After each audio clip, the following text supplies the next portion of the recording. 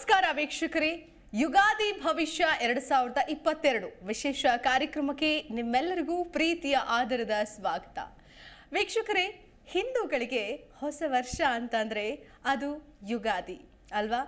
ಬೇವು ಬೆಲ್ಲ ತಿಂದು ನಿಜಕ್ಕೂ ಒಳ್ಳೆ ರೀತಿಯಿಂದ ಇರಬೇಕು ಅನ್ನೋದರ ಜೊತೆಗೆ ಸಿಹಿ ಕಹಿ ಎರಡೂ ಕೂಡ ಜೀವನಕ್ಕೆ ಅತಿ ಮುಖ್ಯ. ಎರಡನ್ನೂ ಕೂಡ ಸಂಭಾಳಿಸ್ಕೊಂಡು ಹೋಗಬೇಕು ಅನ್ನುವಂತಹ ಬಹಳಾನೇ ಮಹತ್ವ ಸಾರುವಂತಹ ಹಬ್ಬ. ಪ್ರತಿಯೊಂದು ಹಬ್ಬಕ್ಕೂ ಒಂದೊಂದು ಹಿನ್ನೆಲೆ ಇದ್ದೇ ಇರುತ್ತೆ. ಅದರ ಜೊತೆಗೆ ನಾವು ಯುಗಾದಿ ಹಬ್ಬದ ಸಂದರ್ಭದಲ್ಲಿ ಪಂಚಾಂಗವನ್ನ ನೋಡೋದು ವಾಡಿಕೆ. ಅಂದ್ರೆ ಯಾವ್ಯಾವ ವಲಯಕ್ಕೆ ಯಾವ ರೀತಿಯಾದಂತಹ ಪರಿಣಾಮ ಬೀರತ್ತೆ, ಮಳೆ ಆಗತ್ತಾ, ಬೆಳೆ ಆಗತ್ತಾ, ಅಭಿವೃದ್ಧಿ ಆಗತ್ತಾ, ದೇಶದಲ್ಲಿ ಏನ್ ಬದಲಾವಣೆ ಆಗತ್ತೆ, ರಾಜ್ಯದಲ್ಲಿ ಏನ್ ಬದಲಾವಣೆ ಆಗತ್ತೆ, ಹೀಗೆ ಎಲ್ಲ ವಿಚಾರಗಳನ್ನು ಕೂಡ ಪಂಚಾಂಗದ ಮೂಲಕ ತಿಳಿದುಕೊಳ್ತೀವಿ ಈ ವರ್ಷ. ಸೊ ಹಾಗಾದ್ರೆ ತಡ ಯಾಕೆ, ನಾವು ಕೂಡ ಈ ಯುಗಾದಿಯ ಸಂದರ್ಭದಲ್ಲಿ ದೇಶದ ಕುರಿತಾದಂತಹ ಬದಲಾವಣೆಗಳು ಪಂಚಾಂಗದ ಮೂಲಕ ಯಾವ ರೀತಿಯಾಗಿ ನಮಗೆ ಗೋಚರಿಸುತ್ತೆ ಅನ್ನೋದನ್ನ ತಿಳಿಸ್ಕೊಡೋದಕ್ಕೆ ನಮ್ಮ ಜೊತೆಗೆ ಖ್ಯಾತ ಜ್ಯೋತಿಷಿಗಳು, ಇಂಟರ್ನ್ಯಾಷನಲ್ ಜ್ಯೋತಿಷಿಗಳು ಅಂತ ಹೇಳಬಹುದು, ಜೊತೆಗೆ ನಕ್ಷತ್ರ ನಾಡಿ ಅನ್ನೋದು ಪ್ರತಿಯೊಬ್ಬರಿಗೂ ಕೂಡ ಗೊತ್ತೇ ಇರುತ್ತೆ. ಆ ಮೂಲಕ ಸಿಂಪಲ್ ಆಗಿ ಜ್ಯೋತಿಷ್ಯವನ್ನ ನಿಮ್ಮ ಮುಂದೆ ಇಡುವಂತಹ ಪ್ರಯತ್ನವನ್ನ ಅನೇಕ ವರ್ಷಗಳಿಂದಲೂ ಕೂಡ ಮಾಡ್ಕೊಂಡು ಬಂದಿದ್ದಾರೆ.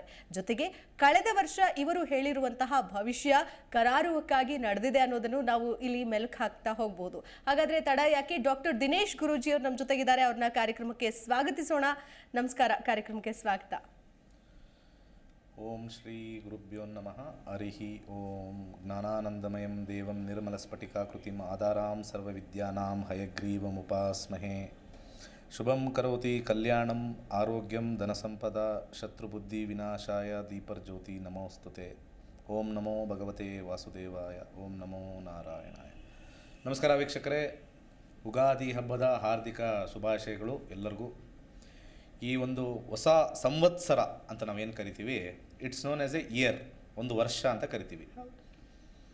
ಆಂಗ್ಲ ಕಡೆ ನಾವು ಹೋದಾಗ ಜನವರಿ 1 ಅಂತ ನಾವು ತಗೊಳ್ತೀವಿ, ಇಲ್ಲಿ ಯುಗಾದಿ ಅಂತ ತಗೊಳ್ತೀವಿ. ಯಾಕೆ ಡಿಫ್ರೆನ್ಸ್ ಬಂತು, ಸೈಂಟಿಫಿಕ್ ಆಗಿ ಯಾಕೆ ತಗೊಳ್ತೀವಿ ಅಂತ ತಗೋಣ. ಭಾಳ ಇಂಪಾರ್ಟೆಂಟು ಶಿಲ್ಪ ಅವರೇ, ಈ ನಮ್ಮ ಸೀಸನ್ಸ್ ಮೇಲೆ ತಿಂಗಳು ಬಂದಿರೋದು, ವಸಂತ ಋತು ಬಂದಿರತಕ್ಕಂಥ ಒಂದು ಚೈತ್ರ ಮಾಸದ ಶುಕ್ಲ ಪಕ್ಷ. ನಮ್ಮ ಇಂಗ್ಲೀಷ್ ಕ್ಯಾಲೆಂಡರ್ ತೊಗೊಂಡ್ರೆ ಜನವರಿಗೆ ಯಾವುದೇ ಆಗಿರ್ತಕ್ಕಂಥ ಸೀಸನ್ಸ್ ನೇಮ್ ಆಗಲ್ಲ, ಫೆಬ್ರವರಿಗೆ ಸೀಸನ್ಸ್ ನೇಮ್ ಇಲ್ಲ, ಡಿಸೆಂಬರ್ಗೆ ಚಳಿಗಾಲ ಅಂತ ಹೇಳ್ಬೋದು, ಬಟ್ ನವಂಬರ್ಗೆ ಏನು ಹೇಳೋದು. ನಮ್ಮದು ಪರ್ಫೆಕ್ಟ್, ಅದನ್ನೇ ಹೇಳ್ತಾರಲ್ಲ, ಮಾವು ಚಿಗುರ್ತಕ್ಕಂಥ ಒಂದು ಸಮಯ, ಅದು ಹೊಸ ವರ್ಷ. ಅದನ್ನು ಈ ಯುಗದ ಹಾದಿ, ಯುಗ ಅಂತ ನಾವು ಕರಿತೀವಲ್ಲ, ಒಂದು ಯುಗದ ಹಾದಿ ಯುಗಾದಿ ಅಂತ ಹೇಳಿರ್ತಕ್ಕಂಥದ್ದು. ಪ್ರತಿ ವರ್ಷ ಫಾಲ್ಗುಣ ಮಾಸದ ಅಮಾವಾಸ್ಯೆ ಮುಗಿದ ತಕ್ಷಣವೇ ಬರ್ತಕ್ಕಂಥ ಅಮಾವಾಸ್ಯೆ. ಈ ಅಮಾವಾಸ್ಯೆ ಮುಗಿದ ಪ್ರಾರಂಭ ದಿವಸವೇ ಚೈತ್ರ ಮಾಸದ ಶುಕ್ಲ ಪಕ್ಷದ ಪ್ರಥಮಿ. ಸೈಂಟಿಫಿಕ್ ಆಗಿ ಹೇಳಬೇಕು ಅಂತಂದರೆ, ನಕ್ಷತ್ರದಲ್ಲಿ ಸ್ಪಿಕಾ ಅಂತ ಒಂದು ನಕ್ಷತ್ರ ಇದೆ. ಆ ಸ್ಪಿಕಾ ನಕ್ಷತ್ರ ಭೂಮಿ ಇರ್ತಕ್ಕಂಥ ಸ್ಥಾನ ಉತ್ತರ ದಿಕ್ಕಿಗೆ ನಾವು ನೋಡ್ತೀವಿ, which is the north pole star. So ಬ್ಯಾಕ್ಗ್ರೌಂಡಲ್ಲಿ ಸ್ಪಿಕಾ ಚಿತ್ತಾ ನಕ್ಷತ್ರ, ಫ್ರಂಟಲ್ಲಿ ನಮಗೆ ಎಕ್ಸಾಕ್ಟ್ ಡಯಾಗ್ನಲಿ ಆಪೋಸಿಟ್, ನಾವು ಪರ್ಪೆಂಡಿಕ್ಯುಲರ್ಗೆ ಒಂದು ಲೈನ್ ಹಾಕಿದ್ರೆ ಇವತ್ತಿನ ದಿವಸ it will touch the north pole, ಅಂದರೆ ಧ್ರುವ ನಕ್ಷತ್ರ ಅಂತ ಕರಿತೀವಿ. ಸೊ ಆ್ಯಂಗ್ಯುಲಾರ್ ಪೊಸಿಷನಲ್ಲಿ ಸೀಸನ್ನು ಒಂಥರ ಸೀಸನ್ಡ್ ಆಗಿರುತ್ತೆ, ಒಂಥರ ನೆಕ್ಸ್ಟ್ ಹೊಸ ಈಗೆಲ್ಲ ಒಂದು, ಈಗ ನೀವು ಚಿಗುರೆಲ್ಲ ಹೊಡೆಯೋದು ನೋಡ್ಬೋದು, ಎಲೆಗಳೆಲ್ಲ ಹಳೆದೆಲ್ಲ ಉದುರಿ ಹೊಸದು ಬರ್ಬೋದು. ಆ ಸೀಸನಲ್ ಚೇಂಜು ಬಂದಿರತಕ್ಕಂಥದ್ದು. So we are entering A new league ಅಂತ, ಹೊಸ ಲೀಗನ್ನು ಎಂಟರ್ ಮಾಡ್ತಾ ಇದ್ದೀವಿ ಅಂತ ಹೇಳ್ತೀವಿ. ಈ ರೀತಿ 60 ಮಾಡಿದ್ದಾರೆ, 60 ಟೋಟಲ್ 60 ಸೈಕಲ್ ಆಫ್ 60 ಅಂತ ಕರಿತೀವಿ ನಾವು. ಈ 60 ಸೈಕಲಲ್ಲಿ 3 ಭಾಗ ಮಾಡಿದ್ದಾರೆ. ಮೊದಲ 20, ನಂತರದ 20, ಕೊನೆಯ 20. ಇವಾಗ ನಾವು ಈ ಒಂದು ಸಂವತ್ಸರದ ನಾವು ಪಂಚಾಂಗ ಶ್ರವಣ ಮಾಡಬೇಕಾದ್ರೆ ಆ ಒಂದು ಸಂವತ್ಸರಕ್ಕೆ ಒಂದೊಂದು ಹೆಸರು ಕೊಡ್ತೀವಿ. ಈಗ 2022 ಇದೆ. ಹಿಂದಿನ ಕಾಲದ 2022 ಇರಲಿಲ್ಲ. ಆ ಸಂವತ್ಸರಕ್ಕೆ ಒಂದು ಹೆಸರು ಕೊಡ್ತಾ ಇದ್ರು, ಶುಭಕೃತು ನಾಮ ಸಂವತ್ಸರ. ಇದಕ್ಕೊಂದು ನೇಮ್ ಅಷ್ಟೇ. 2022 ಬದಲು ಶುಭಕೃತು ಅಷ್ಟೇ, ದಿ ನೇಮ್ ಆಫ್ ದಿ ಸಂವತ್ಸರ ಶುಭಕೃತು. ಬಟ್ ಇನ್ನೊಂದು ಇದರಲ್ಲಿ ಅಡ್ವಾಂಟೇಜ್ ಏನು ಅಂತಂದರೆ, ಈ ಹೆಸರಲ್ಲಿ ಶುಭಕೃತು ಅಂತಿದ್ರೆ ಆ ಹೆಸರು ಮೇಲೇ ಈ ವರ್ಷ ಹೇಗಿರುತ್ತೆ ಅಂತ ಒಂದು ಹಿಂಟ್ ಕೊಡೋರು. ಶುಭ ಅಂತಿದ್ದಾಗ it will be very good, Shubhakrit ಅಂತ ಹೇಳ್ತಕ್ಕಂಥದ್ದು. ಸೊ ಆದರೆ ಹೈರಾರ್ಕಿ ನೋಡಬೇಕು. ಇದು 60 ಸಂವತ್ಸರಗಳಲ್ಲಿ 36ನೇ ಸಂವತ್ಸರ. ಮೊದಲ 20 ಸಂವತ್ಸರ ಉತ್ತಮ, ಸೆಕೆಂಡ್ ಎರಡನೇ 20 ಸಂವತ್ಸರ ಮಧ್ಯಮ, ಲಾಸ್ಟ್ 20 ಸಂವತ್ಸರ ಕನಿಷ್ಠ. ಅಂದರೆ ಇನ್ನು 4 ವರ್ಷಗಳಾದ ಮೇಲೆ ಹ್ಯೂಜ್ ಫೈಟ್ಸ್, ನ್ಯಾಚುರಲ್ ಡಿಸಾಸ್ಟರ್ ಜಾಸ್ತಿ ಆಗುತ್ತೆ, ನಮಗೆ ನ್ಯಾಚುರಲ್ ರಿಸೋರ್ಸಸ್ ಕಮ್ಮಿ ಆಗುತ್ತೆ. ನೆಕ್ಸ್ಟ್ 20 ಇಯರ್ಸ್ ಈಸ್ ಪತನ. ಅಂದರೆ ಒಂಥರ ಈ ಒಂದು ನ್ಯಾಚುರಲ್ ರಿಸೋರ್ಸಸ್ ಏನೇನು ಹೇಳ್ತೀವಿ ನಾವು, ನೀರಿರ್ಬೋದು, ಮತ್ತು ಗಾಳಿ ಬೆಳಕಿರ್ಬೋದು, ಅಥವಾ ಮರಗಳಿರ್ಬೋದು, ಅದೆಲ್ಲ ಡಿಪ್ಲೀಟ್ ಆಗ್ತಾ ಹೋಗುತ್ತೆ. ಮತ್ತು 20 ಇಯರ್ಸ್ ಆದಮೇಲೆ ಮತ್ತೆ ರೈಸ್ ಆಗುತ್ತೆ. ಮತ್ತೆ ಈ 60 ಇಯರ್ಸ್ನ 3 ಬ್ರೇಕಪ್ ಮಾಡಿರ್ತಾರೆ. ಅದು ಭಾಳ ಇಂಪಾರ್ಟೆಂಟ್. ಎರಡನೇ ಮುಖ್ಯ ಇಂಪಾರ್ಟೆಂಟ್ ಏನು ಅಂತಂದರೆ, ಈ ವರ್ಷ ಹೇಗಿರುತ್ತೆ ಅಂತ ನಾವು ತೊಗೊಳ್ಬೇಕಾದ್ರೆ ಅಮಾವಾಸ್ಯೆ ಮುಗಿದಿರ್ತಕ್ಕಂಥ ಸಮಯ, ಆ ಸಮಯಕ್ಕೆ ಒಂದು ಕುಂಡಲಿ ಹಾಕ್ಕೊಳ್ತೀವಿ. ಅಂದರೆ ಕುಂಡಲಿ ಅಂದರೆ ಈ ಸಮಯದಲ್ಲಿ ಆಕಾಶದಲ್ಲಿ ಗ್ರಹಗಳು ಎಲ್ಲೆಲ್ಲಿದೆ, ಈ ಮುಂದಿನ ಒಂದು ವರ್ಷ, ಮುಂದಿನ ಯುಗಾದಿವರೆಗೂ ಹೇಗೆ ಫಲಗಳು ಬರುತ್ತೆ ಅಂತ ಹೇಳಿ ನಿರ್ಣಯ ಮಾಡೋಕ್ಕೆ ಬಂದಿರತಕ್ಕಂಥ ಒಂದು ಸಿಂಪಲ್ ಒಂದು ಚಾರ್ಟ್ ಅಂತ ಕರಿತೀವಿ. Celestial chart. ಕುಂಡಲಿ ಅಂದರೆ ಸೆಲೆಸ್ಟಿಯಲ್ ಚಾರ್ಟ್ ಅಂತ ನಾವು ಕರಿತೀವಿ. ಇಲ್ಲಿ ಬರ್ತಕ್ಕಂಥದ್ದು ಈಗ ಜನರಲಿ ಒಂದು ದ್ವಂದ್ವ ಇದೆ. ಒಂದು ಆ್ಯಕ್ಚುಲಿ ಹೇಳ್ತೀನಿ, ನಮ್ಮ ಎಲ್ಲ ಹಬ್ಬಗಳು ತಿಥಿ ಮೇಲೇ ಇರೋದು. ಆದರೆ ತಿಥಿ ಎಕ್ಸಾಕ್ಟಾಗಿ ಬೆಳಿಗ್ಗೆ ಬರಲ್ಲ. ಇವಾಗ ತಿಥಿ ಆ್ಯಕ್ಚುಲಿ ಮಧ್ಯಾಹ್ನ ಬಂದಿದೆ. 11:54ಕ್ಕೆ ಯುಗಾದಿ ಆ್ಯಕ್ಚುಲಿ ಪ್ರಾರಂಭ, ಶುಕ್ರವಾರದ ದಿವಸ. ಆದರೆ ಮಧ್ಯಾಹ್ನ ನಾವು ಎಲ್ಲರಿಗೂ ಇವಾಗ 11:45 ಆದಮೇಲೆ ನೀವು ಸ್ನಾನ ಮಾಡ್ಕೊಳ್ಳಿ, ಆಮೇಲೆ ಪೂಜೆ ಮಾಡ್ಕೊಳ್ಳಿ ಅಂತ ಹೇಳೋಕ್ಕಾಗಲ್ಲ ಅಲ್ವಾ. ಅದಕ್ಕೆ ಏನು ಮಾಡ್ತಾರೆ, ಅದನ್ನು ಬದಲಾಯಿಸಿ ಮುಂದಿನ ದಿವಸಕ್ಕೆ ಅದನ್ನು ಒಂದು ಎಕ್ಸ್ಟ್ರಾ 1 ಡೇ ಅಂತ ಮಾಡಿ ನಾಳೆಗೆ ಮಾಡಿದ್ದಾರೆ. ಅಂದ್ರೆ ಯುಗಾದಿ ಶುರುವಾಗೋದು ಇವತ್ತಿನ ದಿನಾನೇ, ಇವತ್ತೇ ಸ್ಟಾರ್ಟ್ ಆಗಿದೆ, ಶುರುವಾಗ್ಬಿಡುತ್ತೆ ಅಮಾವಾಸ್ಯೆ ದಿನ ಅಂತ. 11:54ಕ್ಕೆ ಅಮಾವಾಸ್ಯೆ ಮುಗಿಯುತ್ತೆ, ಪ್ರಥಮಿ ಸ್ಟಾರ್ಟ್ ಆಗ್ಬಿಡುತ್ತೆ. 11:54 AM ಫ್ರೈಡೇನೆ ಸ್ಟಾರ್ಟ್ ಆಗ್ಬಿಡುತ್ತೆ. ಅಂದರೆ ಆ್ಯಕ್ಚುಲಿ ಯುಗಾದಿ ಅಂತ ಇವಾಗಲೇ ವಿಶಸ್ ನಾವು ಮಾಡಬೇಕು. ಬಟ್ ಆದರೆ 11:44ಕ್ಕೆ ಪಬ್ಲಿಕ್ಕಿಗೆ ಇವಾಗ ಸ್ನಾನ ಮಾಡ್ಕೊಳ್ಳಿ, ಈಗ ಹಬ್ಬ ಮಾಡ್ಕೊಳ್ಳಿ ಅಂತ ಹೇಳ್ತಕ್ಕಂಥ ಒಂದು ಭಾಳ ಹಿಂದಿನ ಕಾಲದಲ್ಲಿ ಬಂದಿರತಕ್ಕಂಥದ್ದು. ಅದನ್ನು ನಿಷಿದ್ಧ ಮಾಡಿ ಬೆಸ್ಟ್ ಏನು, ಒಂದ್ಸತಿ ತಿಥಿ 4 ಗಂಟೆಗೆ ಸ್ಟಾರ್ಟ್ ಆಗುತ್ತೆ ಸಾಯಂಕಾಲ. ಫಾರ್ ಎಕ್ಸಾಂಪಲ್ ಚತುರ್ಥಿ, ಗಣೇಶ ಹಬ್ಬ ಮಾಡ್ತೀವಿ, ಚತುರ್ಥಿ 4 ಗಂಟೆಗೆ ಸ್ಟಾರ್ಟ್ ಆಗ್ಬಿಡುತ್ತೆ ಟೈಮಿಂಗು ಆಸ್ ಪರ್ ದಿ ತಿಥಿ. 4 ಗಂಟೆಗೆ ನಾವು ಹೇಳಕ್ಕಾಗಲ್ಲ ನೀವು ಸ್ನಾನ ಮಾಡ್ಕೊಂಡು ಗಣೇಶನ ಇಡಿ ಅಂತ. ಬಟ್ ಮಾಡೋರು ಮಾಡ್ಬೋದು, ಏನ್ ತೊಂದರೆ ಇಲ್ಲ ಅಂತ. ಸೈಂಟಿಫಿಕ್ ಆಗಿ ಹೇಳಬೇಕು ಅಂತಂದ್ರೆ 11:54ಗೆ ಶುರು. ಹೆಣ್ಮಕ್ಳು ಇವತ್ತು ಈಗ ನಾವು ರಾತ್ರಿ 12 ಗಂಟೆಗೆ ಹೆಂಗೆ 1 ಇಯರ್ ಮುಗ್ದಿದ ತಕ್ಷಣ ಹ್ಯಾಪಿ ನ್ಯೂ ಇಯರ್ ಅಂತ ಹೇಳ್ತೀವೋ, ಹಂಗೆ ಈ ವರ್ಷ ನಮ್ಮ ಯುಗಾದಿ ಶುರುವಾಗೋದು ಇವತ್ತು ಮಧ್ಯಾಹ್ನ 11:54ಕ್ಕೆ ಶುರುವಾಗುತ್ತೆ ಅಂತ ಹೇಳ್ತೀರಿ. ಶಿಲ್ಪಾ ಅವ್ರು ಹೇಳ್ದಂಗೆ ನಾವು ಅಲ್ಲಿ 12 ಗಂಟೆ ಅಂತ ಮಾಡಿದ್ವಿ, ಇಲ್ಲಿ 12 ಗಂಟೆ ಮಾಡಿಲ್ಲ ಅಷ್ಟೇ. ಅಲ್ಲ, ಈ ತಿಥಿ ಮಾತ್ರ ಪ್ರತಿಯೊಂದು ಚೇಂಜಸ್ ಆಗ್ತಾ ಇರುತ್ತೆ. ಈಗ ನಾವು ಗಣಪತಿ ಹಬ್ಬ ಅಂತ ತಗೊಂಡಾಗ್ಲೂ ಮಧ್ಯಾಹ್ನ 2 ಗಂಟೆಗೆ ಚತುರ್ಥಿ ಸ್ಟಾರ್ಟ್ ಆಗುತ್ತೆ, ನಾಳೆ ಬೆಳಿಗ್ಗೆ 9 ಗಂಟೆವರೆಗೂ ಇರುತ್ತೆ. ಸೊ ಜನರಲಿ ಸನ್ರೈಸ್ ಅಲ್ಲಿ ಬರ್ತಕ್ಕಂಥ ತಿಥಿನ ತಗೊಂಡು ಇವತ್ತಿನ ದಿವಸ ಅಂತ ಹಾಕ್ತಾರೆ. ಆ ರೀತಿ ಯುಗಾದಿ ಏನಾಗಿದೆ, ಈಗ ಇವತ್ತು ಸ್ಟಾರ್ಟ್ ಆಗೋಗುತ್ತೆ, ಫ್ರೈಡೇ ಸ್ಟಾರ್ಟ್ ಆಗ್ಬಿಡುತ್ತೆ. ಫ್ರೈಡೇ 11:54 ಸ್ಟಾರ್ಟ್ ಆಗೋಗಿದೆ. ನಾಳೆ ಬೆಳಿಗ್ಗೆ ಅಂದರೆ ಸ್ಯಾಟರ್ಡೇವರೆಗೂ, ಸ್ಯಾಟರ್ಡೇ 11:57ವರೆಗೂ ಇರುತ್ತೆ. ಆಮೇಲೆ ಹೊಸ ತಳಕು ಸ್ಟಾರ್ಟ್. ಹಾಗೆ ಅದಕ್ಕೆ ಇವಾಗ ತುಂಬಾನೇ ಬಹುಶಃ ಖಂಡಿತ ಈ ವರ್ಷದ್ದು ಇದನ್ನು ತಗೊಳ್ಳೋಣ, ನಾವು ಅದ್ರ ಬಗ್ಗೆ ನಾವು ಮಾತಾಡೋಣ. ಹೌದು. ಈಗ ಈ ವರ್ಷದ್ದು ಲಗ್ನ ಅಂತ ತಗೊಳ್ತೀವಿ. ಯಾವ ಲಗ್ನದಂದ್ರೆ ದಿ ಅಸೆಂಡೆಂಟ್, ದಿ ಈಸ್ಟರ್ನ್ ಹೊರೈಸನ್ ಅಂತ ಕರಿತೀವಿ. ಈಸ್ಟ್ ಕಡೆಗೆ ಯಾವುದು ಉದಯ ಆಗಿತ್ತು ಅಂತ ಆ ಹೊರೈಸನ್ ತಗೊಳ್ತೀವಿ. ಅಟ್ 11:54 AM ಆನ್ ಫ್ರೈಡೇ ಅಂತ ತಗೊಂಡಾಗ ಈ ನವನಾಯಕರು ಅಂತ ಫಸ್ಟ್ ಬರುತ್ತೆ. ಈ ನವನಾಯಕರಲ್ಲಿ ದ್ವಂದ್ವ. ಯುಗಾದಿ ಯಾವತ್ತು ಬರುತ್ತೋ, ಯಾವ ವಾರ ಬರುತ್ತೋ ಆ ವಾರದ ಅಧಿಪತಿಯೇ ರಾಜ, ಅಷ್ಟೇ ಸಿಂಪಲ್. ಕೆಲವರು ಹೇಳ್ತಲ್ಲ ಈ ವರ್ಷದ ರಾಜ ಯಾರು ಅಂತ.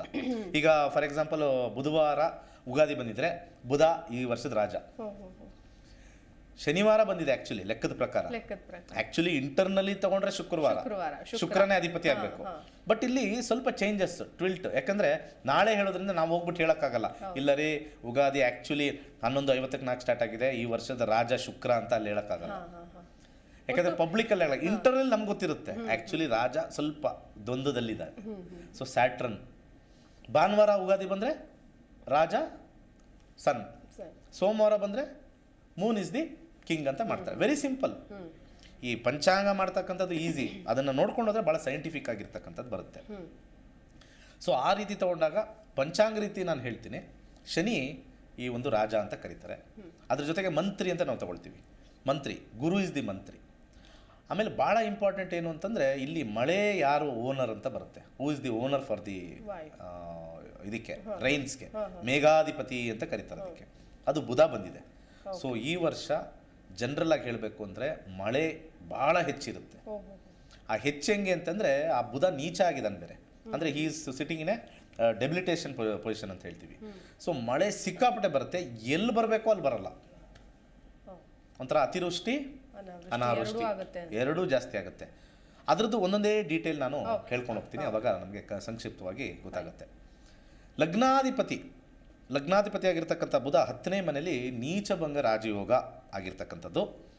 ಗೌರ್ಮೆಂಟಲ್ಲಿ ಕೆಲವು ಪಾಲಿಸೀಸ್ ಬರ್ತಕ್ಕಂಥದ್ದು ಸಾಮಾನ್ಯ ಜನಕ್ಕೆ ಅದು ಇಷ್ಟ ಆಗೋದಿಲ್ಲ, ಸ್ವಲ್ಪ ಅಪೋಸ್ ಮಾಡ್ತಾರೆ. ಯಾಕಂದರೆ 10ನೇ ಮನೆ ಅಂದರೆ ಗೌರ್ಮೆಂಟು.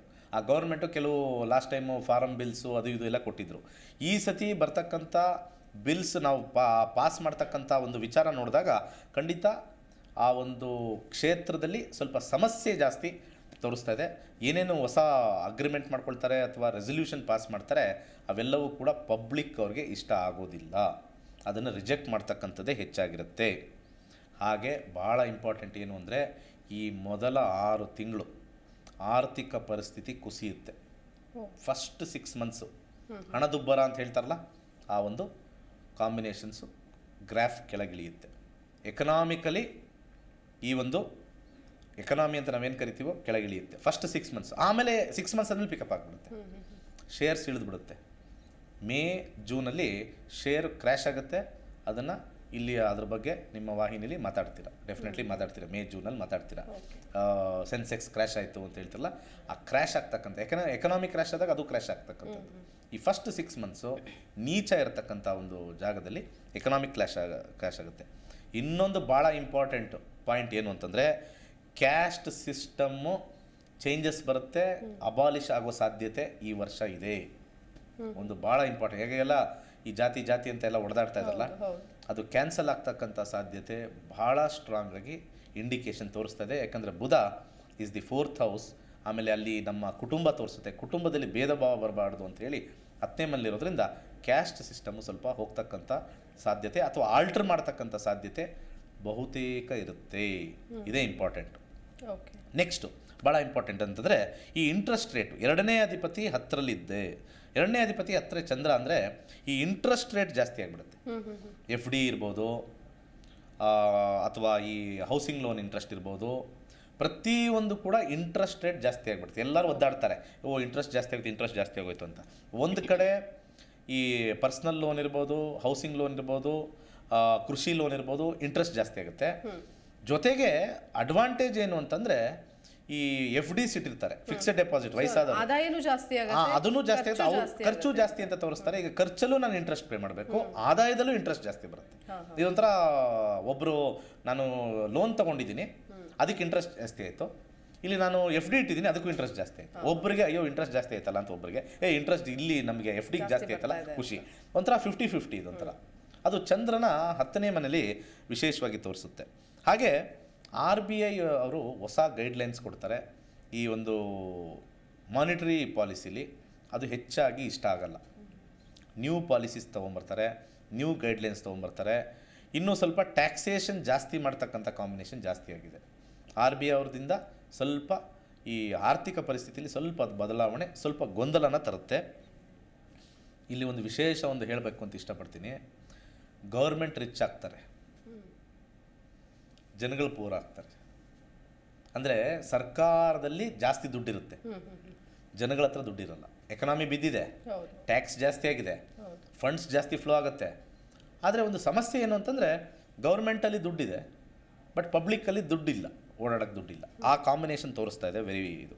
ಮತ್ತು ಗೌರ್ಮೆಂಟ್ ಅವರು ಬ್ಯಾಡ್ ಇನ್ವೆಸ್ಟ್ಮೆಂಟ್ ಮಾಡ್ತಾರೆ ಈ ಸತಿ. ದೇಶಾದ್ಯಂತ ರಾಜ್ಯಾದ್ಯಂತ ಏನಾದ್ರು ಒಂದು ಹೊಸ ಪಾಲಿಸೀಸ್ ಹಾಕಬೇಕು ಅಂದರೆ ವೆರಿ ಬ್ಯಾಡ್ ಇನ್ವೆಸ್ಟ್ಮೆಂಟ್ಸ್ ಆಗಿಬಿಡುತ್ತೆ. ಜನ ಅದ್ರ ಬಗ್ಗೆ ರೊಚ್ಚಿಗೆದ್ದೇಳ್ತಾರೆ. ನೋಡಿ, ಅದು ಮಾಡಿದ್ರು, ಇದನ್ನು ಹಾಳು ಮಾಡಿದ್ರು, ಅಲ್ಲಿಗೆ ಇನ್ವೆಸ್ಟ್ ಮಾಡಿದ್ರು, ಇದನ್ನು ಮಾಡಬಾರ್ದಾಗಿತ್ತು, ಅದನ್ನು ಮಾಡಬಾರ್ದಾಗಿತ್ತು ಅಂತೇಳಿ ಸಾಕಷ್ಟು ಗೊಂದಲದ ವಾತಾವರಣ ಹೆಚ್ಚಾಗಿ ಸೃಷ್ಟಿಯಾಗುತ್ತೆ. ಇದು 2ನೇ ಅಧಿಪತಿ. 3ನೇ ಅಧಿಪತಿಗೆ ಹೋಗೋಣ. Very important. 3ನೇ ಅಧಿಪತಿ ಮೀಡಿಯಾ ಟಾಪಲ್ಲಿ ನಿಲ್ಲುತ್ತೆ ಈ ವರ್ಷ. ಯಾಕಂದರೆ ಸಾಕಷ್ಟು ಮುಂದೆ ಇಂಪಾರ್ಟೆಂಟ್ ಗಲಭೆಗಳಾಗುತ್ತೆ. ಆ ವಿಚಾರದಲ್ಲಿ ಕ್ಲಾಶಸ್ ಜಾಸ್ತಿ ಆಗಿರೋದ್ರಿಂದ ಎಲ್ಲರೂ ಕೂಡ ಕೊರೋನಾನ ಹೇಗೆ ಎಲ್ಲ ಜನ ನೋಡ್ತಾ ಇದ್ರೋ ಈಗ ಬೇರೆ ವಿಚಾರಗಳಲ್ಲಿ ನೋಡ್ತಾರೆ. ಮೀಡಿಯಾ, ಇಂಟರ್ನೆಟ್ಟು, ಮತ್ತು ಟೆಲಿಕಾಮ್ ಕೂಡ ಭಾಳ ಹೆಚ್ಚಾಗಿ ಒಂದು ಪ್ರಚಲಿತದಲ್ಲಿ ಬರುತ್ತೆ. ಈಗ ಭಾಳ ಹಿಂದೆ ಯಾವುದೋ ಒಂದು ಕಂಪನಿ ₹1 ಫೋನ್ ಬಿಟ್ಟರು ಅಂತ ಒಂದು ಬಂದಿತ್ತು, ಆಮೇಲೆ ₹500 ಫೋನ್ ಬಿಟ್ಟರು ಅಂತ ಬಂದಿತ್ತು. ಆ ರೀತಿ ಫ್ರೀಯಾಗಿ ಫೋನ್ ಬೇರೆ ಕೊಟ್ಟಿರೋದು. ಆಮೇಲೆ ಮುಂಚೆ ಇನ್ಕಮಿಂಗ್ ಚಾರ್ಜ್ ಇತ್ತು, ಔಟ್ ಗೋಯಿಂಗು ಚಾರ್ಜ್ ಇತ್ತು. ಯಾರೋ ಒಬ್ರು ಬಂದ್ರು ಈ ಸತಿ ಇನ್ಕಮಿಂಗ್ ಫ್ರೀ ಅಂದರು, ಫುಲ್ ಖುಷಿ ಆಗ್ಬಿಡ್ತು. ಮೊಬೈಲ್ ಇಟ್ಕೊಂಡಿರೋರಿಗೆಲ್ಲ ಫುಲ್ ಖುಷಿ ಆಗ್ಬಿಡ್ತು. ಆಮೇಲೆ ಈಗ ನೆಕ್ಸ್ಟ್ ಔಟ್ ಗೋಯಿಂಗ್ ಫ್ರೀ ಅಂತ ಒಬ್ರು ಬಂದರು. ಅಂದರೆ ಒಂದೇ ನೆಟ್ವರ್ಕ್ ಅವ್ರಿಗೆ ಔಟ್ ಗೋಯಿಂಗ್ ಫ್ರೀ ಅಂದಾಗ ಅದು ಚೇಂಜ್ ಆಯಿತು. ಈ ವರ್ಷ ಟೆಲಿಕಾಮಲ್ಲಿ ಮತ್ತು media number 1, media will go to the highest level. ಎಲ್ಲ ಇದರದ್ದು TRP ಜಾಸ್ತಿ ಆಗುತ್ತೆ, ಮತ್ತು ಕವರೇಜ್ ಜಾಸ್ತಿ ಆಗುತ್ತೆ. ಪ್ರತಿಯೊಂದು ಇದರಲ್ಲೂ ಕಾಂಪಿಟೇಷನ್ ಜಾಸ್ತಿ ಆಗುತ್ತೆ. ಮೀಡಿಯಾದಲ್ಲಿ ಹ್ಯೂಜ್ ಕಾಂಪಿಟೇಷನ್. 3rd ಲಾರ್ಡ್ ಇನ್ 10th ಅಂದರೆ ಈ ನಂಬರ್ 1 ಪೊಸಿಷನ್ ಬರೋಕ್ಕೆ ಸಿಕ್ಕಾಪಟ್ಟೆ ಫೈಟ್ಸ್ ಇರುತ್ತೆ, ಇಂಟರ್ನಲ್ ಫೈಟ್ಸ್ ಇರುತ್ತೆ. ಮೀಡಿಯಾ ಮೊಗಲ್ಸು ಸ್ವಲ್ಪ ಆಚೆ ಬರ್ತಾರೆ. Media moguls we are number one ಸ್ಥಾನಕ್ಕೆ ಪೈಪೋಟಿ ಜಾಸ್ತಿ ಆಗುತ್ತೆ. ಅಂದರೆ 10th house is the house of name and fame. ಆ ನೇಮ್ ಆ್ಯಂಡ್ ಫೇಮ್ ಬರೋಕ್ಕೆ ಇಲ್ಲಿ ಭಾಳ ಹೆಲ್ಪ್ ಆಗುತ್ತೆ. ಇನ್ನೊಂದು ವಿಶೇಷ ಏನು ಅಂತಂದರೆ ಪೋಸ್ಟಲ್ ಡಿಪಾರ್ಟ್ಮೆಂಟು ಭಾಳ ಚೆನ್ನಾಗಿರುತ್ತೆ. ಆದರೆ ಒಂದು ಸಮಸ್ಯೆ ಏನು ಅಂದರೆ ಬಾರ್ಡರ್ ಇಶ್ಯೂಸ್ ಜಾಸ್ತಿ ಬರುತ್ತೆ. ಈ ಬಾರ್ಡ್ರಲ್ಲಿ ಈ ಒಂದು ಫೈಟಿಂಗ್ಸ್, ಈ ಮಿಲಿಟ್ರಿಯವರು ಬಾರ್ಡರ್ ಇಶ್ಯೂಸ್ ಬರುತ್ತೆ. ಅಡ್ವಾಂಟೇಜ್ ಏನು ಅಂದರೆ ಯಾವುದೇ ಬಾರ್ಡರ್ ಇಶ್ಯೂಸ್ ಬಂದರೂ ಕೂಡ ಅದು ನಮಗೆ ಒಳಿತಾಗುತ್ತೆ. ಯಾಕಂದ್ರೆ ಅಲ್ಲಿ ಮಿಲಿಟರಿ ಎಲ್ಲ ಭಾರತಕ್ಕೆ ಒಳಿತಾಗುತ್ತೆ. ಹೌದೌದು. ಯಾಕಂದ್ರೆ ಚೀನಾ ಆಗಿರ್ಬೋದು, ಈ ಕಡೆ ಪಾಕಿಸ್ತಾನ ಹೌದು, ಮತ್ತೆ ಮರ್ಕಳಿಸುತ್ತೆ. ಆದ್ರೂ ಕೂಡ ನಾವು ವಿನ್ ಮಾಡ್ತೀವಿ, ಒಳ್ಳೇದಾಗುತ್ತೆ. ಭಾರತ ವಿನ್ ಆಗುತ್ತೆ, ಭಾರತ ಖಂಡಿತ ವಿನ್ ಆಗುತ್ತೆ. ಅದು ಮತ್ತೆ ಸ್ಟಾರ್ಟ್ ಆಗುತ್ತೆ. ಚೀನಾ ಇರ್ಬೋದು, ಈ ಕಡೆ ಪಾಕಿಸ್ತಾನ ಇರ್ಬೋದು, ಈ ಕಡೆ ಬಾಂಗ್ಲಾದೇಶ ಇರ್ಬೋದು, 3 ಕಡೆಯಿಂದನೂ ಸ್ಟಾರ್ಟ್ ಆಗಿಬಿಡುತ್ತೆ. ಆ 3 ಕಡೆಯಿಂದನೂ ಸ್ಟಾರ್ಟ್ ಆದರೂ ಕೂಡ, ಬಾರ್ಡರ್ ಇಶ್ಯೂ ಸ್ಟಾರ್ಟ್ ಆದರೂ ಕೂಡ ನಮ್ಮ ಇದು ವಿನ್ ಆಗಿಬಿಡುತ್ತೆ. ಅದೊಂದು ಅಡ್ವಾಂಟೇಜ್, ಅದು ಭಾಳ ಅಡ್ವಾಂಟೇಜ್ ಆಗಿರ್ತಕ್ಕಂಥದ್ದು ಆಗುತ್ತೆ. ಆದರೆ ಇನ್ನೊಂದು ಏನು ಅಂತಂತಂದರೆ ಈ ಬ್ಲಾಸ್ಟ್ಗಳು ಜಾಸ್ತಿ ಆಗ್ತಕ್ಕಂಥದ್ದು ಜಾಸ್ತಿ. ಸಿಕ್ಕಾಪಟ್ಟೆ ಬಾಂಬ್ ಬ್ಲಾಸ್ಟ್ ಆಗುತ್ತೆ. ಭಾಳ ಕೇರ್ಫುಲ್ಲಾಗಿ ನೋಡ್ಕೊಳ್ಬೇಕು. ಯಾಕಂದರೆ ಇಲ್ಲಿ 4ನೇ ಅಧಿಪತಿಗೆ ಹೋಗೋಣ. ನೆಕ್ಸ್ಟ್ 4ನೇ ಅಧಿಪತಿಲಿ ಸ್ವಲ್ಪ ಚೇಂಜಸ್ ಬರುತ್ತೆ. ಮತ್ತು ಈ ಮಿಲಿಟ್ರಿ ವಿಚಾರದಲ್ಲಿ ನಾನು ಮತ್ತೆ ಹೇಳ್ತೀನಿ. ನಾನು ಈ 4ನೇ ಅಧಿಪತಿ ಆಗಿರ್ತಕ್ಕಂಥ ಒಂದು ಗ್ರಹ 10ನೇ ಮಲ್ಲಿರೋದ್ರಿಂದ heavy rains and floods, heavy rain floods, ಆದರೆ ಅತಿವೃಷ್ಟಿ ಅನಾವೃಷ್ಟಿ, ಸುನಾಮಿ ಆಗ್ತಕ್ಕಂಥ ಚಾನ್ಸಸ್ಸು ಈ ವರ್ಷ ಬಹುತೇಕ ಖಚಿತ. ಬಹುತೇಕ ಸುನಾಮಿ ಆಗ್ತಕ್ಕಂಥದ್ದು ಖಚಿತ. ನೋಡಿ, ನಾವು ಭವಿಷ್ಯ ಹೇಳಬೇಕಾದ್ರೆ ಏನಾಗುತ್ತೆ, ಸುನಾಮಿ ಪ್ರತಿ ವರ್ಷ ಆಗಲ್ಲ, ಪ್ರತಿ ವರ್ಷ ಸುನಾಮಿ ಆಗಲ್ಲ. ಕಳೆದ 2 ವರ್ಷದಲ್ಲಿ ಬರೀ ಕೊರೋನಾ ಅಲೆಗಳೇ ಇತ್ತು. ಈ ಅತಿವೃಷ್ಟಿ ಅನಾವೃಷ್ಟಿಯಿಂದ ಬೆಳೆ ಹಾನಿ ಆಗುತ್ತೆ. ಈ ಕ್ರಾಪ್ಸ್ ಎಲ್ಲ ಆಗುತ್ತೆ. ಎಲ್ಲ ಕಡೆ ಜಲಾಮೃತ, ಮತ್ತೆ ಸಮೀಕ್ಷೆ, ಮತ್ತು ಜನಗಳು ಹೋಗ್ತಾರೆ, ಎಲ್ಲ ಕಡೆ ನೀರು ತುಂಬಿದೆ. ಎಲ್ಲಿ ಬೇಕೋ ಅಲ್ಲಿ ನೀರು ಬಂದಿರಲ್ಲ, ಎಲ್ಲಿ ಬೇಡವೋ ಅಲ್ಲಿ ನೀರು ತುಂಬಿರುತ್ತೆ. ಅದು ನಮಗೆ ಸಮಸ್ಯೆ ಆಗ್ತಕ್ಕಂಥದ್ದು. ಬೇಡದೇ ಇರೋ ಕಡೆ ಸಿಟಿಯಲ್ಲೆಲ್ಲ ಪೂರ್ತಿ ತುಂಬಿರುತ್ತೆ. ಆಮೇಲೆ ಮನೆ ಒಳಗಡೆ ನೀರು ನುಗ್ತಕ್ಕಂಥದ್ದು. ಯಾಕಂದರೆ 4ನೇ ಮನೆ ಸ್ಥಾನ, ಅಲ್ಲಿ ಆಪೋಸಿಟಲ್ಲಿ ಕೂತಿರ್ತಕ್ಕಂಥ ಬುಧ 10ನೇ ಮನೆ ಫ್ಲಡ್ಸಲ್ಲಿ ಕೂತಿದೆ. ಹೆವಿ ಫ್ಲಡ್ಡಿಂಗ್ ಆಗುತ್ತೆ. ಅದು ರಿಮಾರ್ಕಬಲ್ಲು. ಈ ಥರ ಆಯಿತು, ಬಿಲ್ಡಿಂಗ್ ಕೊಲ್ಯಾಪ್ಸು ಎಲ್ಲ ಆಗುತ್ತೆ. ಯಾಕಂದರೆ 4ನೇ ಮನೆ ಬಿಲ್ಡಿಂಗು ಅಂತ ಹೇಳ್ತೀವಿ, ನೀರಲ್ಲಿ ಜಲಾವೃತ ಆಗಿ ಆಗ್ತಕ್ಕಂಥದ್ದು. ಇದು ವಿಶೇಷವಾಗಿ coastal area, Mumbai, north west ಮತ್ತು ಈಸ್ಟ್ ಸೈಡ್, ಈ ಒಂದು ಚೆನ್ನೈ ಕಡೆ ಜಾಸ್ತಿ ಇದೆ. ಚೆನ್ನೈ ನಾವು ಅದನ್ನು ಹೇಳ್ಬೋದು, ಚೆನ್ನೈ ವೆಸ್ಟ್ ಬೆಂಗಾಲ್ ಸೈಡು, ಈ ಕಡೆ ಕೋಸ್ಟಲ್ ಕೇರಳ ಸೈಡು, ಹಾಗೆ ಗುಜರಾತು ಮತ್ತು ನಾರ್ತ್ ವೆಸ್ಟ್ ಕಡೆ ಇಲ್ಲಿ ಜಾಸ್ತಿ ಇರ್ತಕ್ಕಂಥದ್ದು, ಅತಿ ಹೆಚ್ಚು ಇರ್ತಕ್ಕಂಥದ್ದು ಅಲ್ಲಿ ಕಂಡು ಬರ್ತಾ ಇದೆ. ಹಾಗೆ ಕ್ರಾಪ್ಸ್ ಡ್ಯಾಮೇಜ್ ಆಗುತ್ತೆ ಅಂತ ಹೇಳಿದ್ವಿ. ನೋಡಿ, ಈಗ ಬೆಳೆ ಬೆಳೀತಾರೆ ಎಲ್ಲರೂ, ಮಳೆ ಅತಿವೃಷ್ಟಿ ಅನಾವೃಷ್ಟಿ ಆದರೆ ಕ್ರಾಪ್ ಡ್ಯಾಮೇಜ್ ಆಗುತ್ತೆ. ಮತ್ತು ಅದು ಸರ್ಕಾರಕ್ಕೆ ಹೊಡೆತ ಬೀಳುತ್ತೆ. ಮತ್ತು ಸರ್ಕಾರದಿಂದ ಪರಿಹಾರ ಧನ ಬೇಕು ಅಂತ ಹೇಳಿ ಗಲಾಟೆ ಮಾಡ್ತಕ್ಕಂಥ ವರ್ಷವಾಗಿದೆ. ಹಾಗೆ ಭಾಳ ಇಂಪಾರ್ಟೆಂಟ್ ಒಂದು ವಿಚಾರ ಅಂದರೆ ಲ್ಯಾಂಡ್ ಸ್ಲೈಡ್ ಆಗುತ್ತೆ. ಲ್ಯಾಂಡ್ ಸ್ಲೈಡ್ ಅಂದರೆ ಈ ಗುಡ್ಡ ಕುಸಿಯೋದು, ರೋಡ್ಗೆ ಬರೋದು, ಅಥವಾ ಕೆಲವು ಗುಡ್ಡಗಳು ಸಮುದ್ರ ಪಾಲಾಗೋದು, ಯಾವ್ದಾದ್ರು ಒಂದು ವಿಚಾರ ಅಲ್ಲಿ ಆಗ್ತಕ್ಕಂಥದ್ದು ಗ್ಯಾರಂಟಿ ಆಗುತ್ತೆ. ಯಾಕಂದರೆ ಮೊನ್ನೆ ತಿರುಪತಿಲಿ ಆಗಿತ್ತು, ಅದು ಲಾಸ್ಟ್ ಟೈಮು ನಾನು ಹೇಳಿದ್ದೆ ಅದ್ರ ಬಗ್ಗೆ. ನಮ್ಮ ರಾಜ್ಯದಲ್ಲಿ ಕೂರ್ಗಲ್ಲೂ ಕೂಡ ಆಗಿತ್ತು. ಕೂರ್ಗಲ್ಲಿ ಕರೆಕ್ಟ್, ಹೌದೌದು. ಅಲ್ಲಿ ಲ್ಯಾಂಡ್ ಸ್ಲೈಡ್ ಚಾರ್ಮುಡಿ ಘಾಟಲ್ಲಿ ಒಂದು ಆಗಿತ್ತು, ಅಲ್ಲಿ ರೋಡೇ ಸಡನ್ನಾಗಿ ಕುಸಿದು ಇದಾಗಿತ್ತು. ಈ ವರ್ಷ ಕೂಡ ಲ್ಯಾಂಡ್ ಸ್ಲೈಡು ಕಟ್ಟಿಟ್ಟ ಬುತ್ತಿ ಡೆಫಿನೆಟ್ಲಿ ಆಗುತ್ತೆ. ಈ ಸತಿ ಲಾಸ್ಟ್ ಇಯರ್ಗಿನ ಜಾಸ್ತಿ ಆಗುತ್ತೆ ಹಳೆದ ಯಾಕಂದರೆ ಇಲ್ಲಿ 4ನೇ ಅಧಿಪತಿ 10ರಲ್ಲಿ ನೀರಿನ ಸ್ಥಾನಕ್ಕೆ ಹೋದಾಗ ಗುಡ್ಡಗಾಡು ಪ್ರದೇಶಗಳೆಲ್ಲ ನೆಲಸಮ ಆಗುತ್ತೆ ಅಂತ ಬರುತ್ತೆ. ಎಷ್ಟೋ ಮನೆಗಳು ಮಣ್ಣಲ್ಲಿ ಮುಚ್ಚೋಗ್ಬಿಡುತ್ತೆ. ನಾವೇನು ಹಿಂದೆ ನಾವು ನೋಡಿದ್ವಿ ಮಡಿಕೇರಿಯಲ್ಲಿ ಎಲ್ಲ ಮುಚ್ಚೋಗಿತ್ತು, ಸೇಮ್ ಸಿನಾರಿಯೋ ರಿಪೀಟ್, ಗ್ಯಾರಂಟಿ 100% ಆಗೇ ಆಗುತ್ತೆ. ಆ ಸಮಯ ಬಂದು ಈ ಮೇ ಜೂನಿಂದ ಶುರುವಾಗಿ ನವೆಂಬರ್ ಒಳಗಡೆ ಆಗ್ತಕ್ಕಂಥ ಸಮಯ. ಹೌದು, ಆ ಟೈಮಲ್ಲಿ ಮೇ ಜೂನಿಂದ ಶುರು ಆಗುತ್ತೆ. ನವಂಬರ್ವರೆಗೂ ಹೋಗುತ್ತೆ. ಒಂದು ಸತಿ ಏನಾಗುತ್ತೆ, ಮಳೆನೇ ಬರಬೇಕು ಅಂತೇನಿಲ್ಲ, ಸಡನ್ನಾಗಿ ಲ್ಯಾಂಡ್ ಸ್ಲೈಡ್ ಕೆಳಗಡೆ ವೀಕ್ ಆಗಿದ್ದರೆ ಮೇಲಿಂದ ಸ್ಲೈಡ್ ಆಗುತ್ತೆ. ಅದು ನಮ್ಮ 4ನೇ ಮನೆಯಿಂದ ತೋರಿಸುತ್ತೆ ಎಲ್ಲೆಲ್ಲಿ ಯಾವ ಥರ ಆಗುತ್ತೆ ಅಂತ ನಾವು ನೋಡ್ತೀವಿ. ಇದು ಮೋಸ್ಟ್ ಇಂಪಾರ್ಟೆಂಟ್. ಮತ್ತು ಇನ್ನೊಂದು ಇಂಪಾರ್ಟೆಂಟ್ ಏನು ಅಂದರೆ ರಿಯಲ್ ಎಸ್ಟೇಟ್, ಮನೆ ರೇಟು, ರಿಯಲ್ ಎಸ್ಟೇಟ್ ಬೂಮ್ ಆಗುತ್ತೆ. ಅಂದರೆ ನಾವು ಮನೆ ಕೊಳ್ಳೋಕ್ಕೆ ಅಥವಾ ಜಮೀನು ಕೊಳ್ಳೋಕ್ಕೆ, ಆಸ್ತಿ ಕೊಳ್ಳೋಕ್ಕೆ ಭಾಳ ಕಷ್ಟ ಆಗುತ್ತೆ. ರಿಯಲ್ ಎಸ್ಟೇಟ್ ಬೂಮ್ನ ಎನ್ಕ್ಯಾಶ್ ಮಾಡ್ಕೋಬೋದು, ಆದರೆ ರೇಟ್ ಜಾಸ್ತಿ ಆಗಿಬಿಡುತ್ತೆ. ಅಲ್ಲ, ಎನ್ಕ್ಯಾಶ್ ಮಾಡ್ಕೊಳ್ಳೋರು ಮಾಡ್ಕೊಳ್ತಾರೆ ಪಾಪ, ಸಾಮಾನ್ಯ ಜನರಿಗೆ ಹೊರೆ. ಈಗ ನಾನು ಮನೆದು ಒಂದೇ ಒಂದು ನನ್ನ ಮನೆ ಕಟ್ಟೋದು ಅಲ್ವಾ. ಈಗ ನಾನು ಮನೆ ಕಟ್ಟಿ ನಾನು ಮಾರಬೇಕು ಅಂದರೆ ಅದು ಲಾಭಾಂಶ. ನಾನು ಕಟ್ಟೋದೇ ಕಷ್ಟ, ಒಂದು ಸೈಟ್ ತಗೊಳ್ಳೋದೇ ಕಷ್ಟ, ಒಂದು ಮನೆ ಕಟ್ಟೋದೇ ಕಷ್ಟ. ಆ ಒಂದು ದುಬಾರಿ ಆದಾಗ ನಾನು ಅದಕ್ಕೆ ಇನ್ವೆಸ್ಟ್ಮೆಂಟ್ ಮಾಡಿ ಇವತ್ತಲ್ಲ ನಾಳೆ ರೇಟ್ ಹೋಗುತ್ತೆ ಅಂತ ಹೇಳ್ತಾರೆ ಜನ. ಸಾಮಾನ್ಯವಾಗಿ ಮಾತಾಡ್ತಾರೆ, ಮನೆ ಏನಾಗಲ್ಲಪ್ಪ ಇವತ್ತಲ್ಲ ನಾಳೆ. ಅಂದರೆ ನಾವು ಮನೆ ಕಟ್ಟೋರೆಲ್ಲ ಮಾರ್ಕೊಂಡೇ ಕೂತಿರ್ತೀವ. ನಾವು ಒಂದು ಮನೆ ಸುಭಿಕ್ಷವಾಗಿರ್ಬೇಕು ಅಂತ ಹೇಳಿ ಬಂದಿರತಕ್ಕಂಥ ಇಡೀ ಜೀವನ ತೆಗೆದಿರ್ತಾರೆ ಒಂದು ಮನೆ. ಖಂಡಿತ ಡೆಫಿನೆಟ್ಲಿ ಅದು ಮೋಸ್ಟ್ ಇಂಪಾರ್ಟೆಂಟ್. ಈಗ ನೆಕ್ಸ್ಟ್ 5ನೇ ಅಧಿಪತಿಗೆ ಹೋಗೋಣ. 5ನೇ ಅಧಿಪತಿ 9ರಲ್ಲಿ ಇರೋದ್ರಿಂದ ಒಬ್ಬರು ಫೇಮಸ್ ಫಿಲಮಲ್ಲಿ ಭಾಳ ಹೆಸರು ಮಾಡಿರ್ತಕ್ಕಂಥವರು ಸಾವನ್ನಪ್ತಾರೆ. ಅತ್ಯಂತ ಹೆಸರು ಮಾಡಿ, ಅದು ಬಾಲಿವುಡ್ ಆಗಿರ್ಬೋದು, ಸ್ಯಾಂಡ್ಲ್ವುಡ್ ಆಗಿರ್ಬೋದು, ಕಾಲಿವುಡ್ ಆಗಿರ್ಬೋದು, ಟಾಲಿವುಡ್ ಆಗಿರ್ಬೋದು, ಹೆಸರು ಮಾಡಿ ಅತ್ಯಂತ ಹೆಸರು ಮಾಡಿರ್ತಕ್ಕಂಥ ಒಂದು ಫಿಲಮ್ ಪರ್ಸನಾಲಿಟಿ ಅಂತ ಹೇಳ್ತೀವಿ. ಭಾಳ ದುಃಖಿತಪ್ಪಾಗಿ ನೋವಾಗ್ತಾರೆ. ನಾನು ಹಳೆಯ ಸಂಚಿಕೆಯಲ್ಲಿ ಬೇರೆ ಥರ ಹೇಳಿದ್ದೆ, ಅಂದರೆ ಹೆಸರು ಮಾಡಿ ಸಾಯ್ತಾರೆ ಅಂತ ಹೇಳಿದ್ರು. ನಮ್ಮ ಭಾಳ ಆತ್ಮೀಯರಾಗಿರ್ತಕ್ಕಂಥ ಡಾಕ್ಟರ್ ಪುನೀತ್ ರಾಜ್ಕುಮಾರ್ ಅವ್ರನ್ನ ಕಳ್ಕೊಂಡ್ವಿ. ಭಾಳ ಬೇಜಾರ ಸಂಗತಿ ಅನಿಸುತ್ತೆ. ಆದರೆ ಫಿಲಮ್ ಇಂಡಸ್ಟ್ರಿಯಲ್ಲಿ ಸ್ವಲ್ಪ ಎಫೆಕ್ಟ್ ಜಾಸ್ತಿ ಇದೆ ಈ ವರ್ಷ. ಅತಿ ಹೆಚ್ಚು ಫಿಲಮ್ ಇಂಡಸ್ಟ್ರಿಯವ್ರಿಗೆ ಈ ನಷ್ಟ ಅಂತಂದರೆ ದುಡ್ಡಿನ ನಷ್ಟ ಅಲ್ಲ, ವ್ಯಕ್ತಿಗತವಾಗಿ ನಷ್ಟ ಆಗ್ತಕ್ಕಂಥದ್ದು ಭಾಳ ಹೆಚ್ಚಾಗಿ ಇಲ್ಲಿ ಕಂಡುಬರುತ್ತೆ. 2ನೇ ವಿಚಾರ ಭಾಳ ಇಂಪಾರ್ಟೆಂಟ್ ಅಂದರೆ ಫೀಮೇಲ್ ಬರ್ತ್ಸ್ ಈ ಸತಿ ಜಾಸ್ತಿ. ನಾವು ಜನಗಣತಿ ತೊಗೊಳ್ಬೇಕಾದ್ರೆ, ಬರ್ತ್ ರೇಟ್ಸ್ ಅಂತ ನಾವು ತೊಗೊಳ್ಬೇಕಾದ್ರೆ ಫೀಮೇಲ್ ಬರ್ತ್ಸ್ ಭಾಳ ಹೆಚ್ಚಾಗಿರುತ್ತೆ. ಫೀಮೇಲ್ ಬರ್ತ್ ರೇಟ್ ಅಂತ ತೊಗೊಂಡಾಗ ಹೆಣ್ಣು ಶಿಶು ಜಾಸ್ತಿ ಜನನ ಈ ವರ್ಷ ತೋರಿಸ್ತಾ ಇದೆ. ಯಾಕಂದರೆ 5ನೇ ಅಧಿಪತಿ ಶುಕ್ರ ಬಂದಿದ್ದಾನೆ. Shukra is the planet of female ಅಂತ ಕರಿತೀವಿ. ಹಾಗೆ ಫಿಲಮ್ ಇಂಡಸ್ಟ್ರಿ ತುಂಬ ಎತ್ತರದ ಮಟ್ಟಕ್ಕೆ ಹೋಗುತ್ತೆ. ರಿಮಾರ್ಕಬಲ್ ಮೂವಿ ಬರುತ್ತೆ, ರಿಮಾರ್ಕಬಲ್ ಮೂವಿ, ಬ್ಯೂಟಿಫುಲ್ ಎಕ್ಸಲೆಂಟ್ ಆಗಿರ್ತಕ್ಕಂಥ ಮೂವಿ ಬರುತ್ತೆ. ಈಗ ಕೆಲವು ಮೂವಿಗಳು ಅದು ಬಂದು ನಿಂತು ಇನ್ನು ಮುಂದಿನ 100 ವರ್ಷಕ್ಕೆ ಆ ಮೂವಿ ಯಾವತ್ತು ಹಾಕಿದ್ರೂ ಓಡ್ತಾ ಇರುತ್ತೆ. ಫಾರ್ ಎಕ್ಸಾಂಪಲ್ ಈ ಟೈಟಾನಿಕ್ ಅಂತ ಬಂದಿರ್ಬೋದು, ಅಥವಾ ಅವತಾರ್ ಅಂತ ಬಂದಿರ್ಬೋದು, ಅಥವಾ ಜುರಾಸಿಕ್ ಪಾರ್ಕ್ ಅಂತ. ಈಗಲೂ ಜುರಾಸಿಕ್ ಪಾರ್ಕ್ ಅಂದರೆ ಎಲ್ಲರಿಗೂ ಮೈಂಡಲ್ಲಿರುತ್ತೆ. ಅಂಥ ಒಂದು ಫಿಲಮ್ಮು ಅದು ಅದು ಸ್ಯಾಂಡ್ಲ್ವುಡ್ ಆಗಿರ್ಬೋದು, ಬಾಲಿವುಡ್ ಆಗಿರ್ಬೋದು, ಕಾಲಿವುಡ್ ಆಗಿರ್ಬೋದು, ಹಾಲಿವುಡ್ ಆಗಿರ್ಬೋದು, ಒಂದು remarkable movie which will be seen for ages, for ever ಅಂತ ಬರ್ತಕ್ಕಂಥ ಆಗ್ಬೋದೇನೋ. ಎಸ್ ಒಳ್ಳೆ ಪಾಯಿಂಟ್ ಕೊಟ್ಟರೆ. KGF 2 ಅದು ಬೂಮ್ ಆಗೋ ಸಾಧ್ಯತೆ ಇದೆ. ಯಾವುದೊಂದು ಗೊತ್ತಿಲ್ಲ. ದೈವ ನಿರ್ಣಯದಲ್ಲಿ ಪಂಚಮಾಧಿಪತಿ 9ರಲ್ಲಿದ್ದಾಗ ಅದನ್ನು ಹಾಕೊಂಡು ನೋಡುವಂಥದ್ದು. ಈಗ ಯಾವಾಗ ಬಂದ್ರೂ ನಾವು ಅದನ್ನು ನೋಡ್ತೀವಿ. ಇವಾಗೆಲ್ಲ ನೆಟ್ಫ್ಲಿಕ್ಸ್ ಇದೆ, ಅಮೆಝಾನ್ ಇದೆ, ಟಿವಿಲಿ ಹಾಕ್ತಾರೆ, ಅದನ್ನ ಮಾಡ್ತಕ್ಕಂಥದ್ದು ಬರುತ್ತೆ. ಸೊ ಇನ್ನಷ್ಟು ವಿಚಾರ ನಾನು ಬ್ರೇಕ್ ತಗೊಂಡು ಬರ್ತೀನಿ. ವೀಕ್ಷಕರೇ, ಸಾಕಷ್ಟು ವಿಚಾರಗಳನ್ನ ತಿಳ್ಕೊಳ್ತಾ ಇದ್ದೀವಿ. ಸೊ ಹಾಗಾದ್ರೆ ಈ ವರ್ಷ ಮತ್ತಿನ್ನೇನೆಲ್ಲ ಬದಲಾವಣೆಗಳು ಆಗುತ್ತೆ ಅನ್ನೋದನ್ನ ತಿಳ್ಕೊಳ್ತಾ ಹೋಗೋಣ. ದಿನೇಶ್ ಗುರೂಜಿ ಅವರು ತಿಳಿಸ್ಕೊಡ್ತಾರೆ. ಅದಕ್ಕೂ ಮುನ್ನ ಒಂದು ಚಿಕ್ಕ ಬ್ರೇಕ್.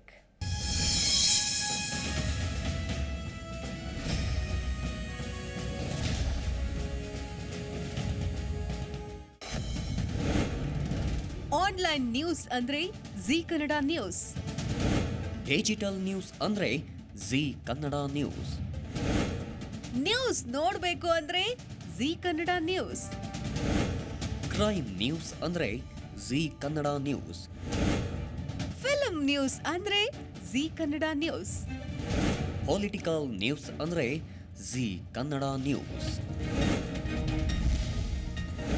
ಜಿ ಕನ್ನಡ ನ್ಯೂಸ್, ಸತ್ಯವೇ ಸುದ್ದಿಯ ಜೀವಾಳ.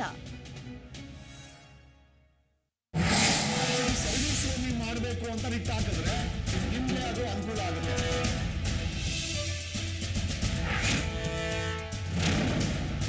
ಬೆಂಗಳೂರಲ್ಲಿ ಕಸದ ಮಾಫಿಯಾ, ಜಗದೀಶ್ ಲಾ ಪಾಯಿಂಟ್. ವೀಕ್ಷಿಸಿ ಭಾನುವಾರ ಬೆಳಿಗ್ಗೆ 11 ಗಂಟೆಗೆ ನಿಮ್ಮ ಜಿ ಕನ್ನಡ ನ್ಯೂಸ್ ನೇರ ಪ್ರಸಾರದಲ್ಲಿ.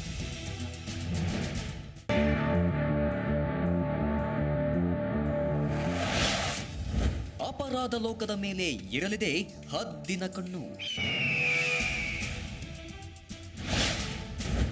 ರಕ್ತದ ಘಾಟು ವಾಸನೆ ಹಿಂದಿನ ಕಾರಾಳ ಸತ್ಯದ ಅನಾವರಣ. ವೈಟ್ ಕಾಲರ್ ಕ್ರೈಮ್ ಧೀರರಿಗೂ ತಪ್ಪುವುದಿಲ್ಲ ಭರ್ಜರಿ ಬಿಸಿ.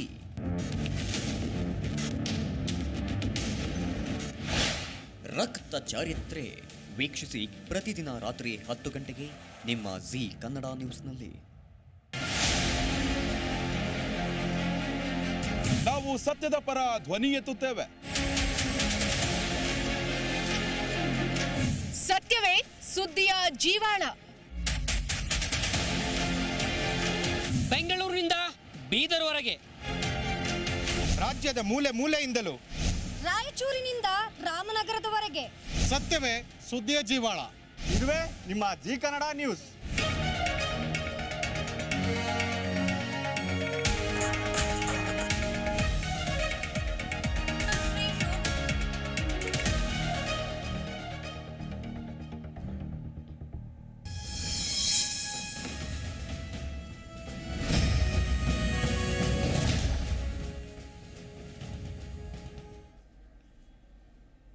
ವಿರಾಮದ ನಂತರ ಯುಗಾದಿ ಭವಿಷ್ಯ 2022 ವಿಶೇಷ ಕಾರ್ಯಕ್ರಮಕ್ಕೆ ನಿಮ್ಮೆಲ್ಲರಿಗೂ ಪ್ರೀತಿಯ ಸ್ವಾಗತ. ಎಸ್ ದಿನೇಶ್ ಗುರೂಜಿ ಅವರು ಮುಂದಿನ ವರ್ಷ ಅಂದ್ರೆ ಈ ಯುಗಾದಿ ನಂತರದಲ್ಲಿ ಬರುವಂತಹ ಈ ವರ್ಷದಲ್ಲಿ ಏನೆಲ್ಲ ಬದಲಾವಣೆಗಳು ಆಗತ್ತೆ, ರಾಷ್ಟ್ರ ಮಟ್ಟದ ಬದಲಾವಣೆಗಳು ಏನು, ಯಾವ್ಯಾವ ವಲಯಕ್ಕೆ ಏನೆಲ್ಲ ಎಫೆಕ್ಟ್ ಆಗತ್ತೆ ಅನ್ನೋದನ್ನ ತಿಳಿಸ್ಕೊಡ್ತಾ ಇದ್ರು. ಎಸ್ ಹೇಳಿದ್ರೆ ನೀವು ಮೀಡಿಯಾಕ್ಕೆ ಯಾವ ರೀತಿಯಾದಂತಹ ಎಫೆಕ್ಟ್ ಆಗತ್ತೆ, ಮಳೆ ಬರುತ್ತೆ, ಲ್ಯಾಂಡ್ ಸ್ಲೈಡ್ ಏನೆಲ್ಲ ಆಗತ್ತೆ ಅಂತ.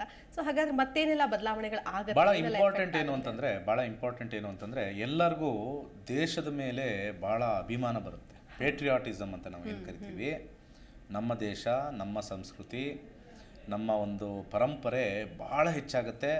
ಅದರಿಂದ ಸ್ವಲ್ಪ ಗೊಂದಲನೂ ಆಗುತ್ತೆ. ಯಾಕಂದರೆ ಮುಂದಿನ ನಾನು ಇದ್ರ ಬಗ್ಗೆ ಹೇಳಿದಾಗ ದೇಶದ ಬಗ್ಗೆ, ನಮ್ಮ ದೇಶ, ನಮ್ಮ ಒಂದು ನಾಡು ನುಡಿ ಭಾಳ ಹೆಚ್ಚು ಪೇಟ್ರಿಯಾಟಿಸಮ್ ಅಂತ ನಾವೇನು ಹೇಳ್ತೀವಿ ಭಾಳ ಹೆಚ್ಚಾಗಿರ್ತಕ್ಕಂಥ ಒಂದು ಕಾಂಬಿನೇಷನ್ ತೋರಿಸ್ತಾ ಇದೆ. ಇನ್ನೊಂದು ಇಂಪಾರ್ಟೆಂಟ್ ಏನು ಅಂತಂದರೆ ಇಲ್ಲಿ ಕಲ್ಚರಲ್ ಮತ್ತು ಎಂಟರ್ಟೈನ್ಮೆಂಟೂ ಹೆಚ್ಚಾಗುತ್ತೆ. ಈ ಸಾಂಸ್ಕೃತಿಕವಾಗಿರ್ತಕ್ಕಂಥದ್ದು ಭಾಳ ಹೆಚ್ಚಾಗುತ್ತೆ. ಎಲ್ಲ ಕಡೆ ನಾಡು ನುಡಿ ದೇಶ ಅಂತೆಲ್ಲ ಹೆಚ್ಚಾಗುತ್ತೆ. ಇದು ಒಂದು ಕಡೆ ಒಂದು ರೀತಿ ಒಳ್ಳೆ ತೋರಿಸಿದ್ರು ಅದು ಧರ್ಮಯುದ್ಧಕ್ಕೆ ಬದಲಾವಣೆ ಆಗುತ್ತೆ. ಯಾಕೆ ಅಂತಂದರೆ 6ನೇ ಅಧಿಪತಿ ಆಗಿರ್ತಕ್ಕಂಥ ಇಲ್ಲಿ ಮಂಗಳ 8ನೇ ಮನೇಲಿ ಶನಿ ಜೊತೆ ಇದ್ದಾನೆ. ಈ 6 and 8 ಕಾಂಬಿನೇಷನ್ನು ಧರ್ಮ, ಯಾಕಂದರೆ ಶನಿ 9ನೇ ಅಧಿಪತಿ ಆಗಿರ್ತಕ್ಕಂಥವನು 8ನಲ್ಲಿ ಬಂದಿರೋದ್ರಿಂದ ಧರ್ಮಯುದ್ಧ ಶುರು ಆಗಿದೆ. ಹೋದ ವರ್ಷನೇ ಶುರು ಆಗಿತ್ತು. ನಾನು ಹೇಳಿದಾಗ ಈ ದೇವಸ್ಥಾನದ ವಿಚಾರದ ಬಗ್ಗೆ, ಈ ಧರ್ಮದ ವಿಚಾರದ ಬಗ್ಗೆ ಅತಿ ಹೆಚ್ಚು ಗಲಾಟೆಗಳು ಇನ್ನೂ ಹೆಚ್ಚಾಗುತ್ತೆ. ಇದು ಕೋಸ್ಟಲ್ ಏರಿಯಾದಿಂದ ಜಾಸ್ತಿ ಬರುತ್ತೆ. ಎಸ್ಪೆಷಲಿ ಕೇರಳ ಎದೊಳುತ್ತೆ. ನೆಕ್ಸ್ಟು ಕೇರಳದಿಂದ ಶುರು ಆಗುತ್ತೆ ಗಲಾಟೆ, ಗುಜರಾತ್ ಸೈಡಿಂದ ಶುರು ಆಗುತ್ತೆ, ಮತ್ತು ನಾರ್ತ್ ವೆಸ್ಟ್ ಆಫ್ ಇಂಡಿಯಾ ಶುರು ಆಗುತ್ತೆ, ಸೆಂಟ್ರಲ್ ಇಂಡಿಯಾ ಇಷ್ಟೂ ಏರಿಯಾದಿಂದ ಕೋಮು ಗಲಭೆ. ಕೇರಳದಲ್ಲಿ ಇನ್ನೂ ಸ್ಟಾರ್ಟ್ ಆಗಿಲ್ಲ, ಈಗ ಸ್ಟಾರ್ಟ್ ಆಗಿದೆ. ನಮ್ಮ ರಾಜ್ಯದಲ್ಲಿ ಶುರುವಾಗಿರೋದು ಬೇರೆ ಕಡೆನೂ ಹೋಗಿ ಹಬ್ಬತ್ತೆ. ಮುಂದೆ ಡೆಫಿನೆಟ್ಲಿ ಹಬ್ಬತ್ತೆ, ಆಲ್ರೆಡಿ ಹೇಳ್ಬಿಟ್ಟಿದೆ. ಯಾಕಂದ್ರೆ ಶನಿ ಮತ್ತೆ ಮಂಗಳ ಎರಡೂ ಒಟ್ಟಿಗೆ ಇರೋದ್ರಿಂದ 1000% ಸ್ಟಾರ್ಟ್ ಆಗಿಬಿಡುತ್ತೆ. ಎಲ್ಲ ಕಡೆ ಯಾವ್ದಾದ್ರು ವಿಚಾರ ಎತ್ಕೊಳ್ತಾರೆ ಅಲ್ಲಿ ಗಲಾಟೆ, ಅಲ್ಲಿ ಧರ್ಮಯುದ್ಧ ಅಂತ ಕರಿತೀವಿ. ನಮ್ಮ ಧರ್ಮ ನಿಮ್ಮ ಧರ್ಮ ಹೆಚ್ಚ, ನಮ್ಮ ಧರ್ಮ ಹೆಚ್ಚ ಅಂತ. ಅದು ಭಾಳ ಹೆಚ್ಚಾಗಿ, ಯಾಕಂದರೆ ಇಲ್ಲಿ ಧರ್ಮಾಧಿಪತಿ ಆಗಿರ್ತಕ್ಕಂಥವ್ನು 8ರಲ್ಲಿ ಗಲಾಟೆಯನ್ನು ಸೃಷ್ಟಿ ಮಾಡ್ತಾನೆ. ಅಲ್ಲಿ ಒಡೆದಾಟ ಬಡದಾಟ ರಕ್ತಪಾತ ಖಂಡಿತ ಕಟ್ಟಿಟ್ಟಿರ್ತಕ್ಕಂಥ ಭುಕ್ತಿ ಈ ಸಂವತ್ಸರ. ಇದು ಮೋಸ್ಟ್ ಒಂಥರ ಶುಭಕೃತು ಅಂತ ಇದ್ರೂ ಕೂಡ ಈ ಏರಿಯಾದಲ್ಲಿ ಅಶುಭವನ್ನೇ ತಂದು ಕೊಡ್ತಾ ಇದೆ ಈ ಏರಿಯಾದಲ್ಲಿ. ಯಾಕಂದರೆ ಗ್ರಹಗಳ ಸ್ಥಿತಿ ಸ್ವಲ್ಪ ನೆಗೆಟಿವ್ ಆಗಿದೆ. ಜನರ ಮನಸ್ಸಲ್ಲಿ ಈ ಸ್ವಾಭಿಮಾನ ಜಾಸ್ತಿ ಆಗುತ್ತೆ, ಧರ್ಮದ ಮೇಲೆ ಪೇಟ್ರಿಯಾಟಿಸಮ್ ಥರ ಬರುತ್ತೆ. ಬಟ್ ಅಲ್ಲಿ ಸ್ವಲ್ಪ ಅಮಾಯಕರು ಸ್ವಲ್ಪ ತೊಂದರೆಗೀಡಾಗ್ತಕ್ಕಂಥ ಸಾಧ್ಯತೆಯೂ ಹೆಚ್ಚಾಗಿರ್ತಕ್ಕಂಥದ್ದು. ಇದು ಒಂದು. ಎರಡನೇದು ಈ ಭಾಳ ಇಂಪಾರ್ಟೆಂಟ್ ಆಗಿರ್ತಕ್ಕಂಥದ್ದು ಈ ಒಂದು ಅರ್ಥಕ್ವೇಕ್. ಯಾಕಂದರೆ 6ನೇ ಅಧಿಪತಿ ಆಗಿರ್ತಕ್ಕಂಥ ಮಂಗಳ 8ರಲ್ಲಿರೋದ್ರಿಂದ ಅರ್ಥಕ್ವೇಕ್ ಭಾಳ ಭೀಕರವಾಗುತ್ತೆ. ನಾವು ಮುಂಚೆ ಲಾತರ್ದ ಬಗ್ಗೆ ನಾವು ನೋಡಿದ್ವಿ, ಮತ್ತು ಗುಜರಾತ್ ಇದರಲ್ಲಿ ನೋಡಿದ್ವಿ, ಮತ್ತು ಭೂಕಂಪಗಳು ನೋಡಿದ್ವಿ. ಈ ವರ್ಷ ಸ್ಯಾಟ್ರನ್ ಮತ್ತು ಮಾರ್ಸ್ ಭೂತತ್ವದಲ್ಲಿ ಕೂತಿರೋದ್ರಿಂದ ಅಲ್ಲಿ ಲಿಕ್ವಿಡ್ ಅಂದರೆ ಮಾಲ್ಟನ್ ರಾಕ್ಸ್ ಜಾಸ್ತಿ ಆಗುತ್ತೆ. ಸೈಂಟಿಫಿಕ್ ಆಗಿ ತೊಗೊಳ್ಬೇಕು ಅಂದರೆ ಈ ಮಾಲ್ಟನ್ ರಾಕ್ಸ್ದು ಮೂಮೆಂಟು ನಾವು ಗ್ರಹಗತಿಗಳಲ್ಲಿ ನೋಡ್ಬೋದು. ಕೆಳಗಡೆ ಅಂಡರ್ಗ್ರೌಂಡಲ್ಲಿ ಟೆಕ್ಟಾನಿಕ್ ಪ್ಲೇಟ್ಸು ಜರುಗ್ತಕ್ಕಂಥ ಸಾಧ್ಯತೆ ಈ ಒಂದು ಭೂತತ್ವ ರಾಶಿಲಿದ್ದಾಗ ಬರುತ್ತೆ. ಸೊ ಸ್ಯಾಟ್ರನ್ ಮತ್ತು ಮಾರ್ಸ್ ಭೂತತ್ವದಲ್ಲಿ ಕೂತ್ಕೊಂಡಾಗ Mars is the planet of energy, Mars is the planet of molten rock, ಅಗ್ನಿ ಕೆಳಗಡೆಯಿಂದ ಇದ್ದಾಗ ಪ್ಲೇಟ್ಸ್ ಲೂಸ್ ಆಗುತ್ತೆ, ಅಲ್ಲಿ ಹೆಚ್ಚು ಒಂದು ಡಿಸ್ಟರ್ಬೆನ್ಸ್ ಆಗುತ್ತೆ ಸರ್ಫೇಸಲ್ಲಿ ಅರ್ಥಕ್ವೇಕ್. ಸೈಂಟಿಫಿಕ್ ಆಗಿ ನಾವಿಲ್ಲಿ ನೋಡ್ಕೊಂಡು ಹೇಳ್ಬೋದು, ಹ್ಯೂಜ್ ಬಿಗ್ ಅರ್ಥಕ್ವೇಕ್ ಡೆಫಿನೆಟ್ಲಿ ಹೇಳಿರ್ತಕ್ಕಂಥದ್ದು. ಸೊ ಹಾಗೆ ಅತಿ ಹೆಚ್ಚು ಆಕ್ಸಿಡೆಂಟ್ಸ್ ಆಗುತ್ತೆ. ರಿಮಾರ್ಕಬಲ್ ಅಂದರೆ ಬರೆದಿಟ್ಕೊಂಡ್ರೆ ಪ್ರತಿ ವರ್ಷ ಬರ್ಕೋಬೇಕು ನಾವು ಎಷ್ಟೆಷ್ಟು ಆಕ್ಸಿಡೆಂಟ್ ಈ ವರ್ಷ ದೇಶದಲ್ಲಾಗಿದೆ, ರಾಜ್ಯದಲ್ಲಾಗಿದೆ ಅಂತ. ಭೀಕರವಾಗಿರ್ತಕ್ಕಂಥ ಆಕ್ಸಿಡೆಂಟ್ಸು, ತುಂಬ ಸಾವು ನೋವುಗಳು ಅತಿ ಹೆಚ್ಚಾಗುತ್ತೆ. ಯಾಕಂದರೆ ಶನಿ ಮತ್ತು ಮಂಗಳ ಇರೋದ್ರಿಂದ ಎವ್ರಿ ಟೈಮ್ ನಾವು ನ್ಯೂಸಲ್ಲಿ ಹಾಕ್ತಾನೆ ಇರಬೇಕಾಗತ್ತೆ. ಅಲ್ಲಿ ಇಷ್ಟು ಜನ ಹೋದರೆ ಇಷ್ಟು ಜನ, ಅದು ಕಂಟಿನ್ಯೂಟಿಲಿರುತ್ತೆ. ಇದು ಯಾವುದೋ ಒಂದು ಟೈಮಲ್ಲಿ ಆ ಪೀಕ್ ಬರುತ್ತೆ, ಒಂದು ಟೈಮಲ್ಲಿ ಹೋಗುತ್ತೆ. ಈ ಸತಿ ಕಂಟಿನ್ಯೂಟಿ. ಎಲ್ಲ ಲಾರಿ ಹತ್ತಿಸಿದ್ರೋ, ಜೀಪ್ ಹತ್ತಿಸಿದ್ರೋ, ಚ್ಯಾಟಿಕ್ ಸಿಚುವೇಶನ್ ಅಂತ ಕರಿತೀವಿ ನಾವು. ಆಕ್ಸಿಡೆಂಟ್ಸ್ ಅಂತೂ ಭೀಕರವಾಗಿರುತ್ತೆ. ಅದನ್ನು ನಾವು ಮೃತ್ಯುಂಜಯ ಮಂತ್ರ ಹೇಳ್ಕೊಂಡು ಸ್ವಲ್ಪ ಕಮ್ಮಿ ಮಾಡ್ಕೋಬೇಕು. ಯಾಕಂದರೆ ಹೇಗೆ ಅಂದರೆ ಜಾತಕ ಹೇಗೆ ವರ್ಕ್ ಆಗುತ್ತೆ, ಸರ್ ಎಲ್ಲರೂ ಸಾಯ್ತಾರೆ ಆಕ್ಸಿಡೆಂಟ್ ಅಂದರೆ ಹಂಗಲ್ಲ. ಮೇಲ್ಗಡೆ ಒಂದು ಮ್ಯಾಟ್ರಿಕ್ಸ್ ಥರ ಇದು. ಮೇಲ್ಗಡೆ ಪದರದಲ್ಲಿ positive negative, positive negative, positive negative ಮೇಲ್ಗಡೆ ಒಂದು ಇದರಲ್ಲಿರುತ್ತೆ. ಕೆಳಗಡೆ ಇರ್ತಕ್ಕಂಥ ನಮ್ಮ ಇಂಡಿವಿಜುವಲ್ ಜಾತಕ ಇರುತ್ತಲ್ಲ, ಅದಕ್ಕೆ ಕೋರಿಲೇಟ್ ಆಗುತ್ತೆ. ಇಲ್ಲಿ ಸ್ವಲ್ಪ ಜಾಸ್ತಿ ನೆಗೆಟಿವ್ ಇದ್ದಾಗ ಕೆಳಗಡೆ ಇರ್ತಕ್ಕಂಥ ನೆಗೆಟಿವ್ ಎಲ್ಲ ಅಟ್ರಾಕ್ಟ್ ಆಗುತ್ತೆ. ಇಲ್ಲಿ ಪಾಸಿಟಿವ್ ಇದ್ದಾಗ ಕೆಳಗಡೆ ಇರ್ತಕ್ಕಂಥ ಪಾಸಿಟಿವ್ ತಗೊಳುತ್ತೆ. Very simple. ಏನು ಅಂತಂದರೆ, ನಾನು ಮುಂದೆ ಏರ್ ಕ್ರ್ಯಾಶ್ ಆಗೋದ್ರ ಬಗ್ಗೆ ಮಾತಾಡ್ತೀನಿ. ಏರ್ ಕ್ರ್ಯಾಶ್ ಆಗಬೇಕಾದ್ರೆ 200 ಜನ ಹೋಗ್ತಾ ಇರ್ತಾರೆ. 200 ಜನದ್ದು ಜಾತಕ ಒಂದೇ ಇರುತ್ತಾ? ಅದು ಸಂಗತಿ. ಅದಕ್ಕೊಂದು ಪಾಯಿಂಟ್ ನಾನು ಹೇಳ್ತೀನಿ ಹೆಂಗೆ ಅದು ಆಗುತ್ತೆ ಅಂತ. ಅಂದರೆ ಅಬೌವ್ ಮ್ಯಾಟ್ರಿಕ್ಸ್ ಸ್ಟ್ರಾಂಗ್ ಆಗಿಬಿಟ್ರೆ ನಾವು ಯಾರು ಉಳ್ಕೊಳಕ್ಕಾಗಲ್ಲ. ನಮ್ಮ ಹಾರೋಸ್ಕೋಪ್ಸು ಅವೆಲ್ಲ ಭಾಳ ಕಮ್ಮಿ. ಈಗ ಫ್ಲೈಟ್ ಹೋಗ್ತಾ ಇದೆ, ಪತನ ಆಯಿತು, 250 ಜನ ಜಾತಕ ಯಾರು ನೋಡಿದ್ರಲ್ಲಿ ಇವ್ರಿಗೆ ಆಯುಷು 120 ವರ್ಷ ಇದೆ ರೀ, ಈ ಆಯುಷು 80 ವರ್ಷ ಇದೆ ರೀ ಅಂತ ಹೇಳ್ತಾರೆ. ಆಮೇಲೆ ನೋಡಿದ್ರೆ ಅವರು 35 ವರ್ಷಕ್ಕೆ ಫ್ಲೈಟ್ ಕ್ರ್ಯಾಶಲ್ಲಿ ಹೊಟ್ಟೋದ್ರು. ಅಂದರೆ ಸರ್ಟೆನ್ ಝೋನ್ಸ್ ಇರುತ್ತೆ. ಅಂದರೆ ಬೆಂಕಿ, ಅಗ್ನಿ. ನಾವು ಹತ್ರದಲ್ಲಿ ಹೋದರೆ ಶಾಖ ತಗೋಬೋದು ಅಲ್ವಾ? ಅಂದ್ರೆ ಅಗ್ನಿನೇ ನಮ್ಮ ಮೇಲೆ ಬಿದ್ದುಬಿಟ್ರೆ. ಒಂದು ಸಣ್ಣ ಪ್ರಶ್ನೆ ಇದ್ರ ಮಧ್ಯದಲ್ಲಿ, ಅಂದ್ರೆ ಈಗ ಜಾತಕ ಮತ್ತೆ ಏನೇ ಇದ್ರೂ ಕೂಡ, ಅಥವಾ ಒಂದಷ್ಟು ಅವಘಡಗಳು ಅಂತ ಏನಿರುತ್ತೆ, ಅಥವಾ ಕಂಟಕ ಅಂತ ಏನಿರುತ್ತೆ, ಆ ಸಂದರ್ಭದಲ್ಲಿ ಪಾರಾದ್ರೆ ಮಾತ್ರ ಉಳ್ಕೊಳ್ಬಹುದು, ಅಥವಾ ಅಲ್ಲಿ ಏನಾದ್ರು ಹೆಚ್ಚು ಕಡಿಮೆ ಆದ್ರೆ ಇಂತಹ ಅವಘಡಗಳಾದಾಗ ಸಾವನ್ನಪ್ಪುವಂತ ಚಾನ್ಸಸ್ ಇರುತ್ತೆ ಅಂತ ಹೇಳ್ತೀರಾ? ಈಗ ವೆರಿ ಸಿಂಪಲ್ ಎಕ್ಸಾಂಪಲ್ಲು ಉಕ್ರೇನ್. ಎಲ್ಲರ ಜಾತಕನೂ ಮನೆ ಕಳ್ಕೊಳ್ಳೋದಿತ್ತ ಅಂತಂದ್ರೆ ನಾನು ಇಲ್ಲ ಅಂತೀನಿ. ಯಾಕಂದ್ರೆ ಒಂದೊಂದು ಲೆವೆಲ್ಸ್ ಇರುತ್ತೆ. ನಿಜ. ಮೇಲ್ಗಡೆ ಇರೋ ಲೆವೆಲ್ಲೇ ಬಿದ್ದೋಯ್ತು ಅಂದರೆ ಕೆಳಗಡೆ ಇರೋ ಲೆವೆಲ್ ವೀಕ್ ಆಗುತ್ತಲ್ವಾ? ಸೊ ನನ್ನ ಮಟ್ಟಿಗೆ ನನ್ನ ಜಾತಕ ಸ್ಟ್ರಾಂಗ್ ಇದ್ದರೆ ನನಗೆ ಉದ್ಯೋಗ ಚೆನ್ನಾಗಿರುತ್ತೆ, ಕೆಲಸ ಚೆನ್ನಾಗಿರುತ್ತೆ, ಫ್ಯಾಮಿಲಿ ಲೈಫ್ ಚೆನ್ನಾಗಿರುತ್ತೆ, ಕಾರ್ ಇರುತ್ತೆ, ಬಂಗ್ಲೆ ಇರುತ್ತೆ. ನನ್ನ ಜಾತಕ ವೀಕ್ ಆದರೆ ಅದೆಲ್ಲ ವೀಕ್ ಆಗುತ್ತೆ. ನನ್ನ ಮೇಲಿರೋ ಜಾತಕ ಅಂದರೆ ನಮ್ಮ ತಂದೆ ಜಾತಕ ಅಂತ ತಗೊಳ್ಳೋಣ ಫಾರ್ ಎಕ್ಸಾಂಪಲ್. ಅವ್ರದ್ದು ವೀಕ್ ಆದರೆ ನನ್ನ ಲೈಫೇ ವೀಕ್ ಅಲ್ವಾ? ಈಗ ನಾನೇನಾದರೂ ಅಂಬಾನಿ ಮೇಲೆ ಹುಟ್ಟಿದ್ರೆ, ಮೇಲಿರೋರ ಜಾತಕ ಸ್ಟ್ರಾಂಗ್ ಇರೋದಕ್ಕೆ ನನ್ನ ಜಾತಕ ಸ್ಟ್ರಾಂಗ್ ಆಯಿತು. ಮುಖೇಶ್ ಅಂಬಾನಿ ಅವ್ರ ಜಾತಕ ಏನಕ್ಕೆ ಸ್ಟ್ರಾಂಗ್ ಆಯಿತು ಅಂದರೆ ಅವ್ರ ಅಪ್ಪನಿಂದ ಸ್ಟ್ರಾಂಗ್ ಆಯಿತು. ಹಂಗಂದ್ರೆ ನಮ್ಮ ಅಪ್ಪನ ಅಪ್ಪ ಅಂತ ಹೋದಾಗ ನಾವು ಶಿವಪಾರ್ವತಿಯ ಜಾತಕ ನೋಡಿದಾಗ ಮೇಲಿರೋ ಜಾತಕ ನಾವು ಅಲ್ಲಾಡೋದ್ರೆ there will be natural disaster. ನಮ್ಮ ಜಾತಕ ಏನೂ ವರ್ಕ್ ಆಗಲ್ಲ ಅವಾಗ. ಮ್ಯಾಟ್ರಿಕ್ಸ್ ಅದು ಅಲ್ವಾ? ನಾವು ಯಾವ ಥರ ಆಹಾರ ತಗೊಳ್ತೀವಿ ಆ ಥರ ದೇಹ ಅಲ್ವಾ? ನಾವು ಆಹಾರ ಇವತ್ತು ರಕ್ತ ಸಂಚಾರ ನಮ್ದ್ರಲ್ಲಿ ಆಗ್ತಾ ಇದೆ ಅಂದರೆ ನೆನ್ನೆ ತಿಂದಿದ್ದಲ್ಲ ಊಟ. ಹಲವಾರು ವರ್ಷಗಳ ಹಿಂದೆ ತಿಂದಿರ್ತಕ್ಕಂಥ ಊಟ, ನಾವು ನಡ್ಕೊಂಡ್ಬಂದಿರ್ತಕ್ಕಂಥ ಹಾದಿ ಇವತ್ತು ನಮ್ಗೆ ಈ ಥರ ನಿಲ್ಲಿಸಿದೆ ರೋಬಸ್ಟ್ ಆಗಿ.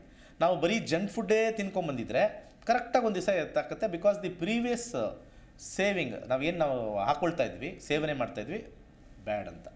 ಹಾಗೆ ಯಾಕಂದರೆ ಜ್ಯೋತಿಷ್ಯನ ಕರೆಕ್ಟಾಗಿ ಅರ್ಥ ಮಾಡ್ಕೊಂಡ್ರೆ ಸೈಂಟಿಫಿಕ್ ಆಗಿ ಬ್ಯೂಟಿಫುಲ್ ಆಗಿರುತ್ತೆ. ಸೊ ಎಲ್ಲದಕ್ಕೂ ಲಿಮಿಟೇಷನ್ಸ್ ಇದೆ. ನಮಗೊಂದು ಶಕ್ತಿ ಇದೆ, ಆ ಶಕ್ತಿ ಮೀರಿ ಇನ್ನೊಂದು ಶಕ್ತಿ ನಮ್ಗೆ ಹೊಡೆದಾಗ ದಿಸ್ ಶಕ್ತಿ ಬಿಕಮ್ಸ್ ನಿಶಕ್ತಿ. ಹಾಗೆ ಸೊ ಹಾಗೆ ಅರ್ಥಕಬೇಕು, ಆಕ್ಸಿಡೆಂಟ್ ಜಾಸ್ತಿ ಆಗುತ್ತೆ. ಸೊ ಗ್ರಹಗಳ ಮೇಲ್ಗಡೆ ಲೆವೆಲಲ್ಲಿ ಆಕ್ಸಿಡೆಂಟ್ಸ್ ತೋರಿಸ್ತಾ ಇದೆ. ಯಾರ್ಯಾರು ಜಾತಕ ವೀಕ್ ಆಗಿರುತ್ತೋ ಅವರೆಲ್ಲ ಅದಕ್ಕೆ ಇದಾಗ್ಬಿಡ್ತಾರೆ, ಮುಳ್ಳಾಗ್ಬಿಡ್ತಾರೆ. ಆ ರೀತಿ ಆಗಿರ್ತಕ್ಕಂಥದ್ದು. ಹಾಗೆ ಇನ್ನೊಂದು ಭಾಳ ಇಂಪಾರ್ಟೆಂಟ್ ಏನು ಅಂದರೆ ಕೊರೋನಾ ಲಾಸ್ಟ್ ಸ್ಟೇಜಲ್ಲಿದೆ, ಎಂಡಿಂಗ್ ಸ್ಟೇಜಲ್ಲಿದೆ. ಈ ವರ್ಷ ನವಂಬರ್ ಡಿಸೆಂಬರ್ ಅಷ್ಟೊತ್ತಿಗೆ ಕಂಪ್ಲೀಟ್ಲಿ ಕಮ್ಮಿ ಆಗುತ್ತೆ. ನೆಕ್ಸ್ಟ್ ಇಯರ್ ಮೇ ಜೂನ್ಗೆ ಕಂಪ್ಲೀಟ್ಲಿ ಕ್ಲೋಸ್ ಆಗಿಬಿಡುತ್ತೆ. ಸೊ ಆದರೂ ಅಲ್ಲಿ ಇಲ್ಲಿ ಸ್ವಲ್ಪ ಸಣ್ಣ ಪುಟ್ಟ ಇದು ಇನ್ಸಿಡೆಂಟ್ಸು ಹೆಚ್ಚಾಗುತ್ತೆ, ಬಂದೇ ಬರುತ್ತೆ. ಬಟ್ ಈ ವರ್ಷ ಎಂಡಿಂಗಲ್ಲಿ, ಯಾಕಂದರೆ ಕೇತು ವೃಶ್ಚಿಕ ರಾಶಿಲಿ 2019 ನಾವು ನೋಡಿದಾಗ ಕೇತುನೇ ಇಂಪಾರ್ಟೆಂಟ್ ಇತ್ತು. 2019 ನನ್ನ ನಕ್ಷತ್ರ ನಾಡಿ ಯೂಟ್ಯೂಬ್ಗೆ ಹೋದರೆ 2019 ಒಂದು ಹೊಸ ವೈರಸ್ ಬರುತ್ತೆ ಅಂತ ಪ್ರೆಡಿಕ್ಟ್ ಮಾಡಿದ್ದೆ. 2019 ಏಪ್ರಿಲಲ್ಲಿ ಪ್ರಿಡಿಕ್ಟ್ ಮಾಡಿದೆ, ಹೊಸ ವೈರಸ್ ಬರುತ್ತೆ ಅಂತ ಹೇಳಿದ್ದೆ. ಎಲ್ಲರೂ ಹೈಜಿನಿಕ್ ಆಗಿಬಿಡ್ತಾರೆ ಅಂತ ಅದ್ರ ಬಗ್ಗೆ ಹೇಳಿದ್ದೆ. ಆ ಹೈಜಿನಿಕ್ ಆದಾಗ ಎಲ್ಲರೂ ಭಯ ಬರುತ್ತೆ, ಕೈ ವಾಶ್ ಮಾಡ್ತಾರೆ ಅಂತ ಹೇಳಿದ್ದೆ. ಇವತ್ತು ಅದು ಎಂಡ್ ಆಗೋ ಪರಿಸ್ಥಿತಿ ಇವತ್ತು ನಾನು ಈ ಯುಗಾದಿ ಭವಿಷ್ಯದಲ್ಲಿ ಹೇಳ್ತಾ ಇದ್ರಿ it is going to end. ಮತ್ತೆ ಹೊಸದು ಬರುತ್ತೆ, ಆಕ್ರಾನು ಈಕ್ರಾನು ಮೈಕ್ರಾನು ಒಮಿಕ್ರಾನು ಅಂಥದ್ದೇನಿಲ್ಲ, ಅದು ಎಲ್ಲ ಕ್ರಾನು ಎಂಡ್ ಆಗ್ತಕ್ಕಂಥ ಡೆಲ್ಟಾ ಕ್ರಾನ್ ಅಂತ ಹೊಸ ಡೆಲ್ಟಾ ಕ್ರಾನ್ ಡೆಲ್ಟಾ ಏನೇನೋ ಹೊಸ ಹೆಸರುಗಳು ವಿಚಿತ್ರ. ಮತ್ತೆ ಎಲ್ಲ ವೈರಸ್ಸೇ. ಯಾಕಂದ್ರೆ ನನಗೆ ಆವತ್ತಿನ ದಿವಸ ಭವಿಷ್ಯ ನೋಡ್ಬೇಕಾದ್ರೆ 2019ರಲ್ಲಿ ಭವಿಷ್ಯ ಹೇಳ್ಬೇಕಾದ್ರೆ ನನಗೆ ಇದು ಕೊರೋನಾ ಅನ್ನೋ ಹೆಸರು ನಮ್ಗೆ ಗೊತ್ತಿರಲ್ಲ, ವೈರಸ್ ಅದು ನೇಮ್ ಆಮೇಲೆ ಮಾಡ್ತಾರಲ್ವಾ. ಎಬೋಲಾ ಅಂತೆಲ್ಲ ಏನೇನೋ ಬಂತಲ್ಲ, ಆ ಥರದ್ದಂತ ನಾನು ಪ್ರಿಡಿಕ್ಟ್ ಮಾಡಿದ್ದೆ 2019 ಏಪ್ರಿಲಲ್ಲಿ ಇದೆ. ಅದು 2019 ಅಕ್ಟೋಬರ್ಲಿ ಜಾಸ್ತಿ ಆಯಿತು. ಅಲ್ಲಿಂದ ಪೀಕ್ ಆಗಿ ಈಗಲೂ ನಡೀತಾ ಇದೆ. ಆ ಒಂದು ಬ್ಯಾಕ್ಲಾಗ್ ಈಗಲೂ ಮುಗಿಸ್ಕೊಳ್ತಾ ಇದೀವಿ. ಬಟ್ ಈ ವರ್ಷ ಕಂಪ್ಲೀಟ್ ಆಗಿ ಕ್ಲಿಯರ್ ಆಗಿಬಿಡುತ್ತೆ, ನಾಟ್ ಟು ವರಿ. ಆಮೇಲೆ ಇನ್ನೊಂದು ಏನು ಅಂತಂದರೆ, ಈ ಸರ್ವಿಸ್ ಇಂಡಸ್ಟ್ರಿಯಲ್ಲಿ ಸ್ವಲ್ಪ ಸಮಸ್ಯೆ ಬರುತ್ತೆ. ಆನ್ಲೈನ್ ಫ್ರಾಡ್ ಜಾಸ್ತಿ ಆಗುತ್ತೆ ಈ ವರ್ಷ. ಸೊ ನಿಮ್ಮ ಮೊಬೈಲಲ್ಲಿರ್ತಕ್ಕಂಥ ದುಡ್ಡು ಫೋನ್ಪೇ ಗೂಗಲ್ ಪೇ ಅಲ್ಲೆಲ್ಲ ಸೆಕ್ಯೂರ್ ಮಾಡ್ಕೊಳ್ಳಿ. ಇವತ್ತು ಬೆಳಿಗ್ಗೆ ನೋಡಿದಾಗ 10,000 ಇತ್ತು, ಮಧ್ಯಾಹ್ನ ನೋಡೋಷ್ಟಕ್ಕೆ 0 ಆಗೋಯ್ತು. ಅದು ಭಾಳ ಆನ್ಲೈನ್ ಫ್ರಾಡ್ ಜಾಸ್ತಿ ಆಗುತ್ತೆ. ಯಾಕಂದರೆ 6ನೇ ಅಧಿಪತಿ ಆಗಿರ್ತಕ್ಕಂಥವನು 8ನಲ್ಲಿ ಅಂತಂದಾಗ ಕಳ್ಳರಿಗೆ ಇದೆಲ್ಲ ದುಡ್ದಿರೋದೆಲ್ಲ ಕಳ್ಳರು ಕೊಟ್ಟಂಗಾಯ್ತು. ಅದೇನೋ ದುಡ್ಡು ನಾವು ಕಳ್ಳರು ಕೊಟ್ವಿ ಅಂದಲ್ಲ. ಅಂದ್ರೆ ಈಗ ಮುಂಚೆ ಎಲ್ಲ ಎಲ್ಲೋ ಹೋಗ್ತಿರುವಾಗ ಪರ್ಸ್ ಕಳ್ತನ ಆಗ್ತಿತ್ತು, ಬ್ಯಾಗ್ ಕಳ್ತನ ಆಗ್ತಿತ್ತು. ಆದ್ರೆ ಈಗ ಹಂಗಲ್ಲ, ಕೂತಿದ್ದ ಜಾಗದಲ್ಲೇ ಮೊಬೈಲ್ ಅಲ್ಲಿರೋ ದುಡ್ಡು ಹೊರಟೋಗ್ಬಿಡುತ್ತೆ. ಏನಾಯ್ತು ಅಂತ ಗೊತ್ತಾಗಲ್ಲ. ರಿಮೋಟ್ ಕಳ್ತನ ಸ್ಟಾರ್ಟ್ ಆಗಿದೆ. ಇದು ರಿಮೋಟ್ ಕಳ್ತನ. ಈಗ ನೀವೆಲ್ಲ ಮನೇಲಿ ಕೂತಿದ್ರೆ ಬೀಗ ಹಾಕೊಂಡಿದ್ರ, ಗೋದ್ರೇಜ್ ಬೀಗ ಹಾಕಿದಿರ್ತೀರ. ಆ ಗೋದ್ರೇಜ್ ಬೀಗ ಹಾಕಿದ್ರು ಕೂಡ ಈಗ ತಾನೇ 10,000 ಇತ್ತಲ್ಲಪ್ಪ, ಎಲ್ಲೋಯ್ತು. ಅಂದರೆ ನಿಮ್ಮ ಮನೆ ಒಳಗಡೆ ಎಂಟ್ರಾಗಿ ಏನು ಕದಿಯೋದು ಬೇಡ. ನಿಮ್ಮ ಮೊಬೈಲಲ್ಲಿ ಇರುತ್ತೋ ಅಥವಾ ನಿಮ್ಮ ಟ್ರಾನ್ಸಾಕ್ಷನ್ ಇರುತ್ತೋ, ಆ ಸೈಬರ್ ಫ್ರಾಡು ಆಗ್ತಕ್ಕಂಥದ್ದು ತೋರಿಸುತ್ತೆ. ಸೆಕ್ಯೂರ್ ಆಗಿರಬೇಕು. ಈ ನ್ಯಾಷನಲ್ ಅವರು ಬಂದು ಅದನ್ನು ಏನೂ ಮಾಡೋಕ್ಕಾಗಲ್ಲ. ಈಗ ಒಬ್ಬರಿಗೆ ಫ್ರಾಡ್ ಆದರೆ ಏನೋ ನ್ಯಾಯ ಕೊಡಿಸ್ಬೋದು ಹುಡುಕಿ. ಊರಲ್ಲಿರೋದೆಲ್ಲ ಕಡೆ ಫ್ರಾಡ್ ಆದರೆ ಯಾವುದು ಅಂತ ಪ್ರಯಾರಿಟಿ ತಗೊಳುತ್ತೆ. ನಾನು 2 ಲಕ್ಷ ಕಳ್ಕೊಂಡೆ, ಒಬ್ಬರು 5 ಲಕ್ಷ ಕಳ್ಕೊಂಡು ಅಕೌಂಟಲ್ಲಿರೋದು, ಇನ್ನೊಬ್ಬ 10 ಲಕ್ಷ ಕಳ್ಕೊಂಡು, ಯಾರ್ದು ಪ್ರಯಾರಿಟಿ? ಸಮಸ್ಯೆ ಆಗೇ ಆಗುತ್ತೆ. ಸೊ ಹಾಗೆ ಪಬ್ಲಿಕ್ ಅಸೆಟ್ಸು ಸ್ವಲ್ಪ ಡ್ಯಾಮೇಜ್ ಆಗ್ತಕ್ಕಂಥ ಸಾಧ್ಯತೆ ತೋರಿಸ್ತಾ ಇದೆ. ಈಗ 7ನೇ ಮನೆಗೆ ಹೋಗೋಣ. 7ನೇ ಮನೆ ಏನು ವಿಚಾರ ತೋರಿಸುತ್ತೆ ಅಂತ ನೋಡೋಣ. 7ನೇ ಅಧಿಪತಿಯಾಗಿರ್ತಕ್ಕಂಥದ್ದು 9ನೇ ಮನೆಯಲ್ಲಿ ಇರೋದ್ರಿಂದ ಧರ್ಮಯುದ್ಧ ಅತಿ ಹೆಚ್ಚು ಅತಿರೇಕಕ್ಕೆ ಹೋಗುತ್ತೆ. ಹಾಗೆ ಬೇರೆ ದೇಶಗಳು ಈ ಧರ್ಮಯುದ್ಧಕ್ಕೆ ಒಂದು ರೀತಿ ಸಪೋರ್ಟ್ ಕೊಡ್ತಕ್ಕಂಥದ್ದು, ಇಂಡೈರೆಕ್ಟ್ ಸಪೋರ್ಟ್. ನಾವಿದ್ದೀವಿ, ಈ ಧರ್ಮ ಯಾವ್ಯಾವ ಧರ್ಮಕ್ಕೆ ಏನೇನು ಸಮಸ್ಯೆ ಮಾಡಿದ್ರೋ ನಾವು ನಮ್ಮ ಜನಾಂಗ ಅಂತ ಅಲ್ಲಿ ಬರುತ್ತೆ. ಇಲ್ಲಿರ್ತಕ್ಕಂಥವ್ರು ಇದು ನಮ್ಮ ದೇಶ, ನಮ್ಮ ಸಂಪ್ರದಾಯ, ನಮ್ಮ ಧರ್ಮ ಅಂತ ಹೇಳಿ ಒಂದು ರೀತಿ ಇಂಟರ್ನ್ಯಾಷನಲ್ ಇನ್ವಾಲ್ವ್ಮೆಂಟು ಇರುತ್ತೆ. ಇಲ್ಲಿ ಒಳ ಜಗಳಗಳು ಇರುತ್ತೆ. ಕಂಪ್ಲೀಟ್ಲಿ ಒಂಥರ ಚಾಟಿಕ್ ಸಿಚುವೇಶನ್ ಅಂತ ನಾವು ಹೇಳ್ಬೋದು, ಅತಿ ಹೆಚ್ಚಾಗುತ್ತೆ. ಇನ್ನೊಂದು ಏನಾಗುತ್ತೆ ಅಂತಂದರೆ, ಇಲ್ಲಿ 7ನೇ ಅಧಿಪತಿ 9 ಶುಕ್ರನ ಜೊತೆ ಇರೋದ್ರಿಂದ, 12ನೇ ಅಧಿಪತಿ ಆಗಿರ್ತಕ್ಕಂಥ ವ್ಯಯಾಧಿಪತಿಯಲ್ಲಿರೋದ್ರಿಂದ, ರಾಹು ಬೇರೆ ಇರೋದ್ರಿಂದ ಸ್ವಲ್ಪ ಇಂಟರ್ನ್ಯಾಷನಲ್ ಪ್ರೆಷರ್ ಜಾಸ್ತಿ ಆಗುತ್ತೆ. ಧರ್ಮದ ಮೇಲೆ ಇಂಟರ್ನ್ಯಾಷನಲ್ ಪ್ರೆಷರ್ಸ್ ಜಾಸ್ತಿ ಆಗುತ್ತೆ. ಅದು ಮತ್ತು ಇನ್ನೊಂದು ಒಳ್ಳೆಯ ವಿಚಾರ ಏನು ಅಂತಂದರೆ, ಈ ನಮ್ಮ ಶತ್ರು ರಾಷ್ಟ್ರಗಳಿದಾವಲ್ಲ ಪಕ್ಕದಲ್ಲಿರೋರೆಲ್ಲ, ಅಲ್ಲಿ ವೀಕ್ ಆಗಿಬಿಡ್ತಾರೆ. ಒಂದು ಅಲ್ಲಿ ಅವರ ಆ ದೇಶದ ಲೀಡರ್ ಅಂತ ಏನು ಕೇಳ್ತೀವಿ ಬದಲಾವಣೆ ಆಗ್ಬಿಡುತ್ತೆ. ರಾಜ ಅಂತೀವಲ್ಲ, ಅಲ್ಲಿರೋ ರಾಜ ಬದಲಾವಣೆ ಆಗ್ತದೆ. ಈಗ ಆಗಿನ ಕಾಲದಲ್ಲಿ ತಕ್ಷಶಿಲಾ ರಾಜ ಮತ್ತು ಈ ಮಗಧ ದೇಶದ ರಾಜ ಚೋಳ ರಾಜ ಅಂತ ಇದ್ರು. ಆ ರಾಜ ಪತನ ಆಗಿ ಅವ್ರ ಮಗ ಬಂದ ಅಂತ ಹೇಳ್ತಾರೆ. ಆ ರಾಜ ಹೋಗಿ ಇನ್ನೊಬ್ಬ ಬಂದ, ಅವ್ರ ಅಣ್ಣನ ಮಗ ಬಂದ, ತಮ್ಮನ ಮಗ, ಮಾವನ ಮಗ ಬಂದ. ಆ ಥರ ಇಲ್ಲಿರ್ತಕ್ಕಂಥ ನೆರೆ ಹೊರೆ ಇರ್ತಕ್ಕಂಥ ಎಲ್ಲ ನಮ್ಮ ಸುತ್ತಮುತ್ತ ಇರ್ತಕ್ಕಂಥ ದೇಶದಲ್ಲಿ ಲೀಡರ್ಶಿಪ್ ಚೇಂಜ್ ಆಗುತ್ತೆ. ಹೌದು, ಆ ಲೀಡರ್ಶಿಪ್ ಚೇಂಜ್ ಆಗೋದ್ರಿಂದ ಒಂದು ಸಮಸ್ಯೆ ಸ್ಟಾರ್ಟ್ ಆಗುತ್ತೆ. ಇಷ್ಟು ದಿವಸ ಇರ್ತಕ್ಕಂಥ ಲೀಡ್ರು ಸ್ವಲ್ಪ ಸೌಮ್ಯದಿಂದ ಇರ್ತಕ್ಕಂಥವನು ಈಗ ಲೀಡರ್ಶಿಪ್ ಚೇಂಜ್ ಆದಮೇಲೆ ಈ ವರ್ಷದಲ್ಲಿ ಅತಿ ರೌದ್ರವಾಗಿ ಯುದ್ಧಕ್ಕೆ ಬರ್ತಕ್ಕಂಥ ಚಾನ್ಸಸ್ಸು ಜಾಸ್ತಿ ಇರುತ್ತೆ. ಯುದ್ಧದ ಬಗ್ಗೆ ಡಿಸ್ಕಷನ್ಸ್ ಬರುತ್ತೆ. ಯುದ್ಧ ಆಗೋದಿಲ್ಲ, ಲೈಟಾಗಿ ಆಗುತ್ತೆ. ವಾರ್ಸ್ ತೋರಿಸ್ತಾ ಇದೆ, ಬಟ್ ಅದು ಹೆಚ್ಚಾಗಿಲ್ಲ. ಆ ಭೀತಿ ಉಂಟಾಗುತ್ತೆ ನಮ್ಮ ದೇಶದ ಸುತ್ತಮುತ್ತ ಇರ್ತಕ್ಕಂಥವ್ರು. ಅಲ್ಲಿ ಲೀಡರ್ಶಿಪ್ ಚೇಂಜ್ ಆಗುತ್ತೆ.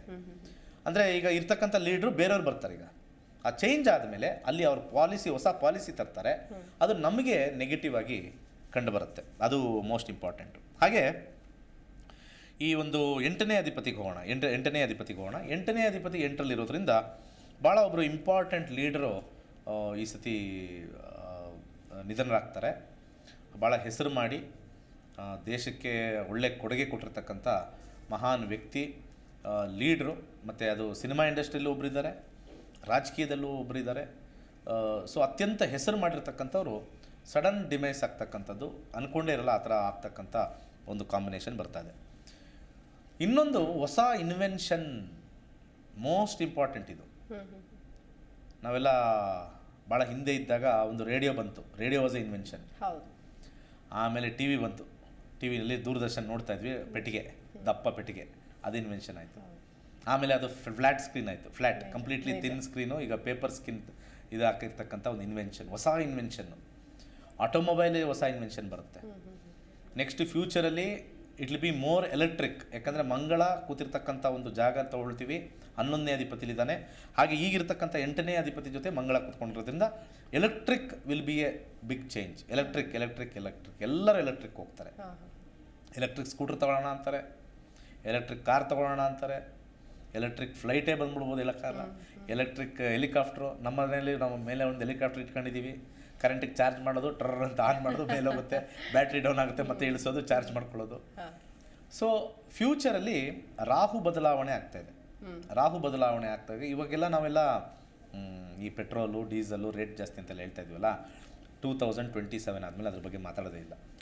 27 ಅಂದರೆ ಇನ್ನೊಂದು 5 ವರ್ಷ ಕಾಯಬೇಕು. ಯಾಕಂದರೆ ಈ ಸಂವತ್ಸರದ 40ನೇದು ಮುಗೀತು, 36 ಈಗ 36 ಸಂವತ್ಸರ, 37, 38, 39, 40 4 ಇಯರ್ಸ್ ಇಲ್ಲಿಂದ. 22 ಅಂದರೆ 23, 24, 25, 26 26 ಮುಗಿದು 27 ಬಂದಾಗ nobody will worry about petrol.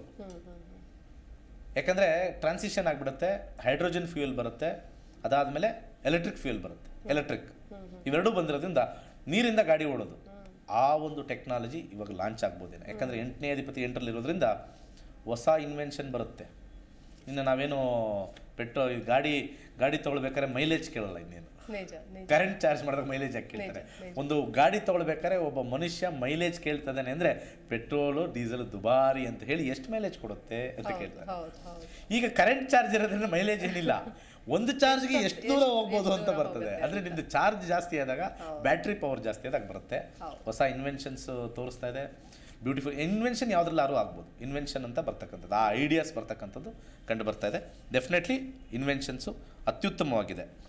ಹಾಗೆ ನಾನು ಆಲ್ರೆಡಿ ಹೇಳ್ದಂಗೆ earthquake, fire breakout, communal riots ಇಲ್ಲೂ ತೋರಿಸ್ತಾ ಇದೆ. 2ನೇ ರಂಗದಲ್ಲೂ ತೋರಿಸ್ತಾ ಇದೆ. ಈ ಒಂದು ಧರ್ಮದ ವಿಚಾರದಲ್ಲಿ ಅತಿ ಹೆಚ್ಚು ಕಾಂಬಿನೇಷನ್ ಇರ್ತಕ್ಕಂಥದ್ದು ತೋರಿಸ್ತಾ ಇದೆ. ಕೊನೆಗೆ 9ನೇ ಮನೆಗೆ ಹೋಗೋಣ. 9ನೇ ಮನೆಯ ಅಧಿಪತಿ ಇರ್ತಕ್ಕಂಥದ್ದು 8ರಲ್ಲಿದ್ದಾಗ ಕೆಲವು ಕೋರ್ಟ್ ಡಿಸಿಷನ್ಸು ಸ್ವಲ್ಪ ಜನಕ್ಕೆ ರೊಚ್ಚು ಕೆಪ್ಪಿಸುತ್ತೆ. ವೆರಿ ಡೇಂಜರಸ್ ಡಿಸಿಷನ್ಸ್ ಕೊಡ್ತಾರೆ ಕೋರ್ಟ್ ಅವರು. ಆ ಡೇಂಜರಸ್ ಡಿಸಿಷನ್ಸು ಅನೇಕ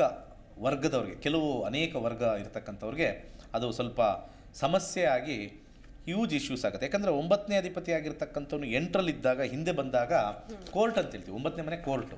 8ನೇ ಮನೆಗೆ ಹೋದಾಗ ಕೆಲವು ನಿರ್ಣಯಗಳು ಭಾಳ ಡಿಫ್ರೆಂಟಾಗಿ ರಾಂಗ್ ಆಗಿ ಬರುತ್ತೆ. ಅದು ಸ್ವಲ್ಪ ಗಲಾಟೆಗಳಿಗೆ ಎಂಡ್ ಆಗ್ಬೋದು ಅಥವಾ ಮಾರಕವಾಗ್ಬೋದು. ಭಾಳ ಇಂಪಾರ್ಟೆಂಟಾಗಿ ಕೋರ್ಟ್ ಡಿಸಿಷನ್ಸ್ ಒಂದು ಇರುತ್ತೆ. ಬಾಂಬ್ ಬ್ಲಾಸ್ಟು ಟೆಂಪಲ್ಗಳಲ್ಲಿ ಅಥವಾ ಚರ್ಚ್ಗಳಲ್ಲಿ ಅಥವಾ ಮಸೀದಿಗಳಲ್ಲಿ ಕಟ್ಟಿಟ್ಟ ಬುತ್ತಿ. ಈ ವರ್ಷ ಒಂದು ರಿಮಾರ್ಕಬಲ್ ಬಾಂಬ್ ಬ್ಲಾಸ್ಟ್ ಆಗುತ್ತೆ. ಇಂಪಾರ್ಟೆಂಟ್ ಮಾನ್ಯುಮೆಂಟ್ಸ್ ಹಾಳಾಗುತ್ತೆ. ನಾವು ಮಾಡಿರ್ತಕ್ಕಂಥ ಮಾನ್ಯುಮೆಂಟ್ಸು, ಈಗ ನಾವು ಮಾಡಿರೋದು ಭಗವಂತನಿಗೇನಿಲ್ಲ, ಭೂಮಿಲಿರ್ತಕ್ಕಂಥದ್ದೇ ತಗೊಂಡು ನೀನೊಂದು ಕಲ್ಲು ಹಾಕಿದ್ಯಾ, ಒಂದು ಮಣ್ಣು ಹಾಕಿದ್ಯಾ, ಜಲ್ಲಿ ಹಾಕಿದ್ಯಾ, ಕಾಂಕ್ರೀಟ್ ಮಾಡಿದ್ಯಾ. ನಾವು ಇದು 200 ವರ್ಷದ್ದು, ಇದು 300 ವರ್ಷದ್ದು. ಭಗವಂತ ಏನು ಹೇಳ್ತಾನೆ, ಈ ಭೂಮಿ 4000 ಬಿಲಿಯನ್ ವರ್ಷದ ಹಳೇದು, ಅದನ್ನು ಹಾಳು ಮಾಡ್ತಾ ಇದ್ದೀರಿ ನೀವು ಅಂತ ಬೈತಾನೆ. ಸೊ ಅವನಿಗೇನು ಇದೆಲ್ಲ ಇಂಪಾರ್ಟೆಂಟ್ ಇಲ್ಲ, ಬಟ್ ನಮಗೆಲ್ಲ ಇವೆಲ್ಲ ಇಂಪಾರ್ಟೆಂಟ್, ಭಾವನಾತ್ಮಕವಾಗಿರ್ತಕ್ಕಂಥದ್ದು. ಭಗವಂತನಿಗೆ ಅವೆಲ್ಲ ಇಲ್ಲ. ಡಿಸ್ಟ್ರಕ್ಟ್ ಮಾಡೋದು ಹಿಂಗೆ ಅಲ್ಲಾಡಿಸ್ತಾನೆ, ಮತ್ತೆ ಕಟ್ಕೋತಾರೆ ಬಿಡಿ, ನೆಕ್ಸ್ಟ್ ಬರೋರು ಕಟ್ತಾರೆ ಹೊಸದಾಗಿ. ನೆಕ್ಸ್ಟ್ ಕಟ್ಟೋರು 400 ವರ್ಷದ ಹಳೆ ಬಿಲ್ಡಿಂಗು ಅಂತ ಹೇಳ್ತಾರೆ, ಆ 1000 ವರ್ಷದ ಹಳೆ ಇತಿಹಾಸ ಅಂತ ಹೇಳ್ತಾರೆ. ಇತಿಹಾಸ ನಮಗೆ ಬೇಕು. ಭಗವಂತನ ದೃಷ್ಟಿಲಿ ಅತಿವೃಷ್ಟಿ ಅನಾವೃಷ್ಟಿ ಅವಾಗವಾಗ ಶೇಕ್ ಮಾಡ್ತಾ ಇರ್ತಾನೆ. ಅಂಥ ವಿಚಾರದಲ್ಲಿ ಟೆಂಪಲ್, ರಿಲಿಜಿಯಸ್ ಪ್ಲೇಸಸ್ಸಲ್ಲಿ bomb blast definitely 9th lord in 8th plus 12th Venus ಇರೋದ್ರಿಂದ ಟೆಂಪಲ್ ಕ್ಷೇತ್ರ ಅಂದರೆ ಈ ಒಂದು ಧರ್ಮದ ಕ್ಷೇತ್ರದಲ್ಲಿ ಒಂದು ಭಾಳ ಇಂಪಾರ್ಟೆಂಟ್ ಆಗಿರ್ತಕ್ಕಂಥ ಒಂದು ಡ್ಯಾಮೇಜ್ ಆಗ್ತಕ್ಕಂಥದ್ದು ಬರುತ್ತೆ. ಮತ್ತು ಅಲ್ಲಿ ಸೆಕ್ಯೂರಿಟಿ ಜಾಸ್ತಿ ಆಗುತ್ತೆ, ಮತ್ತು ಅಲ್ಲಿ ಸೆಕ್ಯೂರಿಟಿ ಕೊಡಬೇಕು ಅಥವಾ ಬಾಂಬ್ ಸ್ಕೇರ್ ಆಗ್ತಕ್ಕಂಥದ್ದು ಎಲ್ಲನೂ ಇಲ್ಲಿ ಕಂಡುಬರ್ತಾ ಇದೆ. ಮತ್ತು ಕೊನೆಯದಾಗಿ ಇನ್ನೊಂದು ಆವಾಗಲೇ ಹೇಳಿದ್ದೆ, ಏರೋಪ್ಲೇನ್ ಕ್ರ್ಯಾಶು ಖಂಡಿತ ಸ್ಟ್ರಾಂಗ್ ಆಗಿ ತೋರಿಸ್ತಾ ಇದೆ. ಏರೋಪ್ಲೇನ್ ಕ್ರ್ಯಾಶಲ್ಲಿ ಸಾಕಷ್ಟು ಜನ ಮರಣ ಹೊಂದತಕ್ಕಂಥದ್ದು. ಮಿಡ್ ಏರ್ ಕ್ರ್ಯಾಶ್ ಜಾಸ್ತಿ ಇದೆ, ಮಿಡ್ ಏರಲ್ಲೇ ಕ್ರ್ಯಾಶ್ ಆಗುತ್ತೆ.